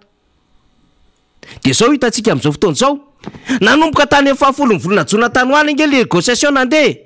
de rehefa nandeha le négociation ity tsika androany fa 7 volana jolay tsy mbola mety teraka mihitsy ny ohatrinona lizy fa rehefa miodikodinao ny fitondram-panjakana satria sepotra depute Mamy Rabenrina de iza no ialana bala lazaina fa mimpanohitra indray no mampirisika n'le fiakaran'ny vidin'ny solika nefa le filoham-pirenena tamin'ny 15 volana aprily no miteny hoe tsy azo hidivirana fa tsy maintsy akatra ny viditsolika eto Madagasikara fa oka tsisy mifanararotana de lasa milalao psychose amin'izay le fitondram-panjakana de inona nataony hoe masatsy ny teny nandritry ny telo taona no miteny amin'izao fotoana izao de milalao kilalao ana sifra mba alefasika eo le faly le différence an'le karazana prix manerana aty Afrika na misy firenena kely io no alefa de inona ny tianjareo tadiavina anatin'izay ato amin'le prix ana carburant zany raha isitsika juin 2022 de maka ohatra izy Afrique du Sud, Comore, Maurice, Seychelles. De zao izy izy mividiny raha ohatra mividiny FMG zany 5954 zany a litatra ny supercarburant raha ohatra amvidiny FMG zany io any Afrique du Sud. Raha ny Comore ndray de 6447 FMG zany ariary ty ka. De raha ty ariary ty raha ny Maurice de 6771. Raha tia Seychelles dia 7505. Fa eto Madagasikara 4100 ariary. Zay le izy. De tiany tenenina am'zany hoe nanomboka 2019 le niresahany député Mamy Rabendrina mois de juin teo, tsy nietsika mihitsy ny antsika na io le supercarburant na le gasoil de ohatrohatran'izay koa mifanazavana ato. Ny antsika tsy nietsika mihitsiny fa ny an'ny Sud-Afrique, Comore, Maurice, Seychelles reo zany no ohatra ny raisiny zany. De iteny izy hoe normal tsika raha mampiakatra. De ny andrasany am'le communication mihodiny io le mampiazo azy an'le fanjakana de zao manao négociation mafy ary tena miady ny fanjakana sy filoham-pirenena fa tediavin'izy ireo adiny le teny le Andry Rajoelina tamin'ny 2018 hoe efa nahita firenena ifampiresaka amin'ny Madagasikara apidina ny vidin'ny solika tampoka teo izy milaza fa tsy azo hidivirana indray fiakarany vidy solika. De tsy tadiaviny hoe adino le teny hoe rehefa midina ny vidin'ny solika ny antsika tsy midina fa miakatra indray. De ahilika any mpanohatra am'izay le izy député Mamy Rabendrina hoe tadiaviny mpanohatra iakatra le vidin'ny solika ka ianao ne no teny am'izany 25 avril le lazainao ny adiny Ukraine sy Russie. De milalao kilalaona chiffre am'izay en ariary any Afrique du Sud, Comore, Maurice, Seychelles le fitondram-panjakana de mamoaka anty am'izay avy eo. De tsy vitan'iny tsy ampy iny avoakany am'izay vidin'ny solika any Zimbabwe 8500 ariary, avoakany any Seychelles 7000 ariary, avoakany Malawi 7000 ariary eo gasoil zany avoakany any Mayotte, Maroc, Afrique du Sud, République Centrafricaine, Comore, Île Maurice. Ireo ny vidin'ny solika an ariary raha gasoil na essence. De rehefa mijery an'ity tsika député Mamy Rabendrina 9000 ariary ny vidin'ny solika ambony indrindra any République Centrafricaine. De rehefa mijery an'le gasoil 8000 ariary nanomboka androany io navoakan'izy ireo io communication io le kilalao tsaina tadiaviny 8000 ariary dikan'izay anodidina an'io zany ny vidin'ny solika ho avy atoato. Anodidina eo amin'ny 6000, 7000, 8000 ariary eo na gasoil io na essence. Zay zany le tian'izy ireo atognano fa reo firenen'ireo tompoko tsy manao subvention, tsy mitady gapy hoe tia prix à la fobe de tia prix tonga any amin'ny station d'essence. Fa itsika mbola mameno ny banga vidy lafo fa varotra fahatyantoka satria zany no ifampiresahana ny compagnie pétrolière. De io vola io mety tsy mety voalohany le fitondram-panjakana any amin'le compagnie pétrolière. De zao ny communication andrasana résultat attendu ao anatin'ny communication de hoe rehefa hiakatra 6000, 7000 sy 8000 ariary io de nitadiavin'le fitondram-panjakana amin'ny vahoaka malagasy de hoe merci président fa ianao no tena niady fa raha ny tokony izy io 10000 ariary fa sofa niady président fa merci président alors que 4100 hiakatra tsy tanono tsy fantatsika na firisan-jato alors que 3400 hiakatra tsy tanono. Zay ny tadiavin'le fitondram-panjakana fa mila mailo isika député Mamy Rabendrina. Somary nanahitra kely le hoe tsy ekena amin'ny fanararotana tao anatin'le fanambarana. Tsy isika eto Madagasikara hoy izy niaran'le izy ary tsy ekena amin'ny fanararotana fa iza no afaka manararotra amina sehatra fivarotana solika zany fa na spéculation na iny ry zareo araka manakorotana le tsena am'le noton'ny masa le 25 litres de jerrycan minaovana ny compagnie raha tsy afaka nararotra amin'io nolay iantony efa nilazaiko teo nolay rafitra fitantanana n'lay solika eto Madagasikara tsy misy afaka manararotra an'io afa-tsy ny fanjakana mba tsy hitenenako hoe mpitondra fanjakana raha misy mifanararotana fa tena asana zany le hoe asesiky ny tsy fantatro fa milaza tsy anontaniana tsy ekena mifanararotana fa inona zany le nitranga tany amin'ny taona 2024 le fanontaninana petrako teo hoe nakaiza ny elanelam-bidy tsy hitanoano no vokatra ny fidinan'ilay vidina solika tany apotony nefa tsy nampidinana ny fivarotana azy taty Madagasikara. Iza nanararoatra tao anatin'izany tsy afaka mampidintsika fa afaka mampiakatra de averiko le fanontaniana hoe nakaiza io elanelana io e valio io iza nanararoatra tamin'izany iza manana fahefana afaka mifehana io vidiny solika io hoy aty hoe tsy maintsy misy ny diatana fanjakana io compagnie pétrolière raha mbola voafeo ao anatin'io zavatra io fa iza zany le manararoatra so de veriny hoe varotra voanjo ery ananiny ery io na tsy fantatro na varotra rano amin'ny Jerikana iza mahita de misy dimanjato misy fitonjato misy fanararotana voalohany indrindra anjaran'iza moa manaramaso mba tsy isiny fanararotana faharoa iza no afaka manararoatra amin'ny fiatrasa anankiray io miandro valiny sika fa rehefa fanjakana avy manararoatra de mety fahefana efa rarotana fanararotana fahefana zahatra fara zay madinika tokony azon'ny isy fiatraikany mivantana amin'ny fiainany vahoaka malagasy isan'andro andavanandro mbola rarotan'ilay fanjakana sy ny fitondra fanjakana fotsiny ihany de averiko le fanontaniana hoe rehefa ny fanjakana sy ny fitondram-panjakana ve no manararoatra ny zava-misy de azo atao de mody lazaina rehefa aveo hoe tsy ekena ny fanararotana fa iza no afaka manararoatra de hiditra kely amin'ilay tableau farany teo ilay fanamboarana fanomanana ny saina ao amin'ny taremarika sy ny sisa hoy faniry teo ya tsotra fotsiny io mitovy amin'le lazainy Instat ndray mandeha ihany io tsotra fotsiny nya fenoy ny tableau apio ny colonne apio ny ligne de fenoy ny tableau avoa eo aloha takininna ny PIB ndreo firenena tsirairay avy reo avoa eo aro takininna ny toekaren'ireo firenena tsirairay avy reo takininna ny taux de croissance takininna ny sandam-bola sy ny sisa de any amin'ny farantsika vao tena mampitovy hoe takininna ny fahefa-mividin'ny vahoaka amin'ny akapobeny any amin'ireo firenena reo ianao ve ilahatra amin'ny Maurice ianao ve ilahatra amin'ny Seychelles amina zavatra ohatran'izany fa zay le hoe fanaovana ho tsinotsinona n'ilay firenena malagasy le vahoaka malagasy mihitsy ataovy feno mazava ary tena manaraka ny fenitry ny kajy ara-toekarena mihitsy ny fanaovana kajy ara-toekarena fanahy manao fananina manafiny ianareo tsy milaza marina na tsy mahay manao an'le kajy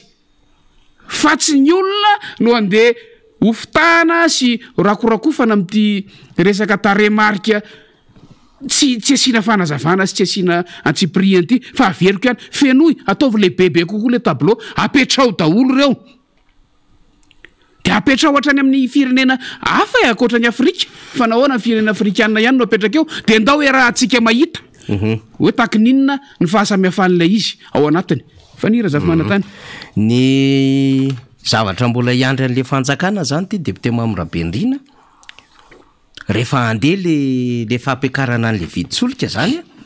satria mbola manana trosa le zay nge le olana tamin'ny douane farany teo iny sy le compagnie pétrolière resaka rahambola ara-tsolika le izy zay mbola nanany ny compagnie pétrolière trosa le fitondram-panjakana de samy manao an'le izy samy manimo zany le izy fampitazona am'ziriziry hoe voatratrana iato kosa ianao de nareo tratrana iato de mifampitazona eo le izy lasa misy endrika chantage le izy ndraindray fa zao zany mbola iandry le fitondram-panjakana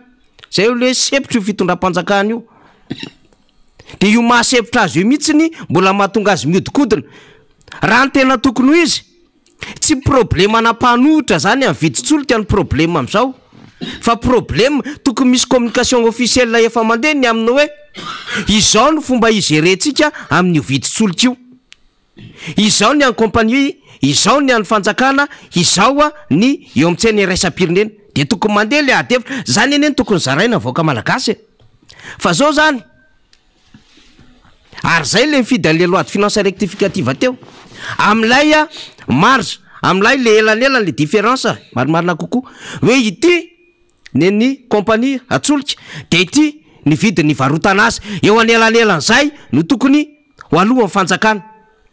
mbola hitady vola am'izany le fitondram-panjakana ary tsy vita n'le raha-rahatsolika ihany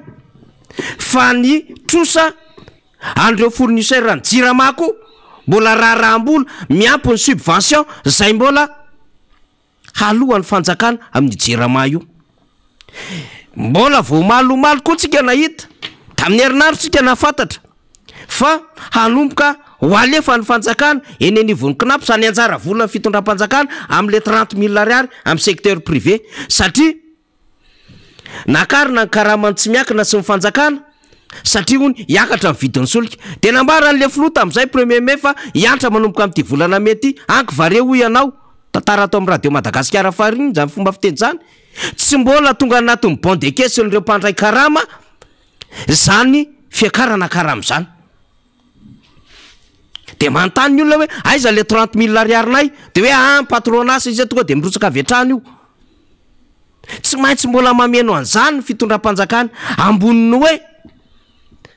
aza donona fa rehefa mikasa hampiakatra ny vidy ny vidin'ny sara-pitaterana ny mpitatitra dia misy anjara solika homeno ny fanjakana compensationnena laya tokony hovidina na fiakarany laya sara-pitaterana dika zay fenitrosa mandehandeha subvention mandeha io fitondram-panjakana mijoro io de eo le tiatsika tenenina hoe sepotra le fanjakana am'izay rehan'izao rehetrarehetra zao de rehefa tsy mahita vahaolana tsony de miverina amin'le voambolana amin'ny alalan'le plivava amin'ny alalan'le tsenjery zay zary fatao nandritry ny 3 taona sy tapana hoe ny mpanohitra no faly amin'le fiakarany vidin'ny solika nefa tsy mpanohitra kory ny tompon'le OPEP tsy mpanohitra ny mampirisika ny Ukraine sy Russie ady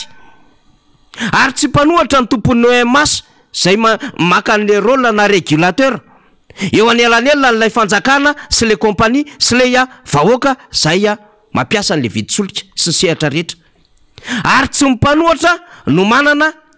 compagnie zay manafatra solika sy mivarotra solika eto Madagasikara tsisy mpanohatra zany tompoko ko maninona ny ailika any mpanohatra nga manana fahefana AK4 de misy cacheron rouge de manao sony tsy manana fahefana am'izany mpanohatra nianika ny mba fahefan'ny mpanohatra de manao conférence de presse de milaza fotsiny zava-misy hitany izy atreo ny fahefan'ny mpanohatra fa na fahefana ananany araky ny lalàna aza 2011-013 tsy amoahana décret d'application fa tangenina lalàna hafa kinona fahefan'ny mpanohatra am'izany eo zany tokony hamaily député membre Bendrina ho an'ny rehetra indrindrandrindra ho an'ny vahoaka satria miandry merci président le fanjakana rehefa hiakatra io vidy solika io tsy ela zay ny communication andrasany communication andrasany faharoa de hoe efa tena niady ny fitondram-panjakana tarihan'ny filoham-pirenena fa raha ny tokony io zary de 10 000 ariary io 9 000 ariary fa mba asa tsy fantatro 6-7 tsy haiko nefa fantatsika ve ny fiatrekan'izany fiakarany vidy solika zany ny amin'ny fitaterana ny amin'ny vidim-piainana sy ny sisa mafy zany rehetra resantsika zany amin'ny fiainana voaka amin'ny akabeany ka mila fahamailony zany zay zany communication mila amboarina fa communication mila amboarina faharoa koa ary mila tandremana mafy ny amin'ny olona ny jirama am'izao fotoana zao satria manomboka mivoaka koa zany adevitra any de hoe leo de lestage ny vahoaka tsy mahita olana tsony hoe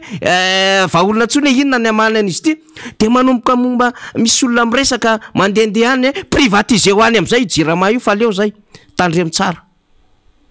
communication andrasany rehefa mitaty reraka fotsiny amin'ny jirama zany manao parazita ny jirama reraka io fa tena fahavoazana ho an'ny firenena zany privatisation ny jirama zany mila tandremantsika faharoa zany endriky ny fifandraisana sy adevitra mandehandeha zany député membre Bendrina zay maraparina moa tsika am'izao fotoana zao tantara mitomo iny faniry tsy mbola nanomboka kory raha ny tena marina fa amboamboarina eny foana lasa fanamboaran-tsaina fampiomanana no ataon'ny fitondram-panjakana fa aleo atriantsika ny zava-misy ao efa mamaraparana mihitsy tsika faniry nga mba iresaka kely ny roapolo taona rarahana toko amaranantsika azy atao anatin'ny 10 minitra farany anterina ny fiarahabana ny mpikambana anatin'ny tiako Madagasikara rehetra na hatratra ny zao fankalazana ny faharoapolo taona na antoko politika ny tiako Madagasikara zao na antoko politika ho izy satria tsara hainy manamarika fa misy fanontaniana mipetraka hoe ahoana moa zany tiako Madagasikara efa ataoko hoe taona ray na mihoatra kely mialohan'izay no efa nitsangana zay nahafahan'ny filora valomanana latsaka ho fidina filoham-pirenena tamin'izany fotoana izany fa ny nanana ny an'ilay sata mahantoko politika azy no tsy nivoaka raha tsy ny 3 jolay taona 2021 dia anterina ho ihany fiarabanantsika rehetra na tratra an'izao fotoam-pakalazana izao ary mino sika fa ao anatin'izany miainga avy amin'izany fankalazana izany no ahafahantsika maka aina vaovao hoentina miatrika ny ho avy fatatsika fahasarotany raharam-pirenena amin'izao fotoana izao fatatsika ny andraikitry ny antoko tiako Madagasikara amin'ny mahampanohitra azy indrindraindrindra amin'izao fotoana izao fatatsika ny sedra tsy maintsy izorana tsy maintsy iainana amin'ny fanatanterahana zany andraikitra mahampanohitra eto amin'ny firenena izany ary fatatsika ny fanampy miandry atsika atao anatin'ny fotoana fohy tsy hoela hoentitsika manavitra ny firenena fa ao anatin'ny fankalazana isika zao dia tsara ihany mampatsiahy ny endrika izany fankalazana izany araka ny fanapahan-kevitra dia mbola mitohy hatramin'ny alahady zao ilay fampiratiana antsary ny tantaran'ny antoko ery amin'ny kianjan'ny finoana eny Magrobeoririka nanomboka tamin'ny herin'ny androany izy io nosokafana tamin'ny fomba ofisialy ary mitohy hatramin'ny alahady zao izy satria fatatsika efa io tsy ho an'ny quartier vitsivitsy eto Antananarivo fa ho an'ny rehetra zay manam-potoana afaka mandalo eo amin'ny toeran'io mandrapatonga zay alahady zay dia asaina ary ilazana hoe misokatra isan'andro izany fampisehoana ny tantaran'ny antoko antsary izany ahafahantsika mahalala ny zava-misy tena marina aloha voalohany ahafahantsika mahalala ny tena mahantoko ny antoko tiako Madagasikara ary ahafahantsika mitsinjo ny ho avy miainga avy amin'izany zavatra izany ho avy tsy ela efa miainga zao dia ahafahantsika miara-mirona makany amin'izany fanamby sy fandraisen'ny antoko amin'ny fiomanana ao amin'ny fandraisana ny fitantanana ny firenena izany indray aoriana kely vita zay amin'ny alahady zay dia miomana fa hitety ny faritany enina ny fankalazana ary akoatra ny fitetezana ny faritany enina isa-paritra dia samy hanomana ny endrika fankalazana tandrify azy avy tiako tenena amin'ilay tandrify dia ny hoe arakaraka ny zava-misy any amin'ny faritra tsirairay avy ihany io tsy ny aty amin'ny bureau politika nasionaly tsony no hiteny hoe tsy maintsy zao ny endrika anaovana ny fankalazana any amin'ny faritra tsirairay avy ihany mazava ho azy anatrika sy ifanotrona sy anometanana foana ny avy aty amin'ny bureau politika nasionaly fa manana ny fahalalahana tanteraka ny amin'ny fomba andaminana nyreny endrim-pahakalazana ireny mba tena hipaka any fotony sy any ampikambana tsirairay raha ny avoaka malagasy ny afatra izay kendrena ampitaina amin'izao fotoam-pahakalazana izao toy izany koa ny anivon'ny distrika arakaraka ny fahafahamanao fantanjotsika dia ankalazaina ampahamendrehana izany 20 taona ny joroan'ny antoko izany ary araka ny efa nambara dia isy ny fanaovana ny zaika be pirenena nala ataontsika hoe congrès nasionaly izay anisan'ny fanehoana ny fahaveloman'ny antoko na antoko inona izy na antoko inona fa ny antoko tiako Madagasikara moa ny resahantsika eto zao ka hoy isika mifampivavaka isika mifampirarisoa mba samy ho velonaina hiara handiza ny fotoana rehetrarehetra zany dia hiarana tratra ny tanjona amin'ny fandresena tsy ho ela zay fa niry eny ary zava-dehibe zay antso nataon'ny député membre Benrina zay zany amin'ny mbola fito koa izany fankalazana ny 20 taon'ny antoko tiako Madagasikara amin'ny ranty-atsary dia io le mbola nairana ho antsika zaza taty aoriana zay tonga tanora amin'izao fotoana izao satria tany amin'ny 2 tany ho any ohatra voateraka zany dia mbola voanianana andeha mbola nanomboka nianatra tany an-tsekoly tany amin'ny 7 sy 2 tany ho any mety hoe classe de CT mana mbola 8 tamin'izany ohatra fa efa tonga olon-dehibe amin'izao fotoana izao 20 taona dia mitondra carnet mitondrana taratasy kely sy stylo mba mandray atsoratra mandray noty ny rakitsary sy ny zavatra nambara tao anatin'izay hoe zava-bita ny filoha Marc-Ravalomanina sy ny antokotiko Madagasikara nandritra ny fotoana ny tondran'izay sy ny tantara ny antokotiko Madagasikara satria mandalo ihany ny fotoana rehefa tapitra ny amin'ny faran'ny herinandro dia tsy hitantsika eto Antananarivo sy manodidina indray zany sary zany fa epitany amin'ny faritra samihafa indray zany dia andray natao ny fankalazana ny 20 taona zany arak'izay efa fandaminana ka miazakazaha kely dia nizao aloha zany mbola malalaka ny eny amin'ny kianjan'ny finoana macroberurika afahantsika zany maka an'ireo mety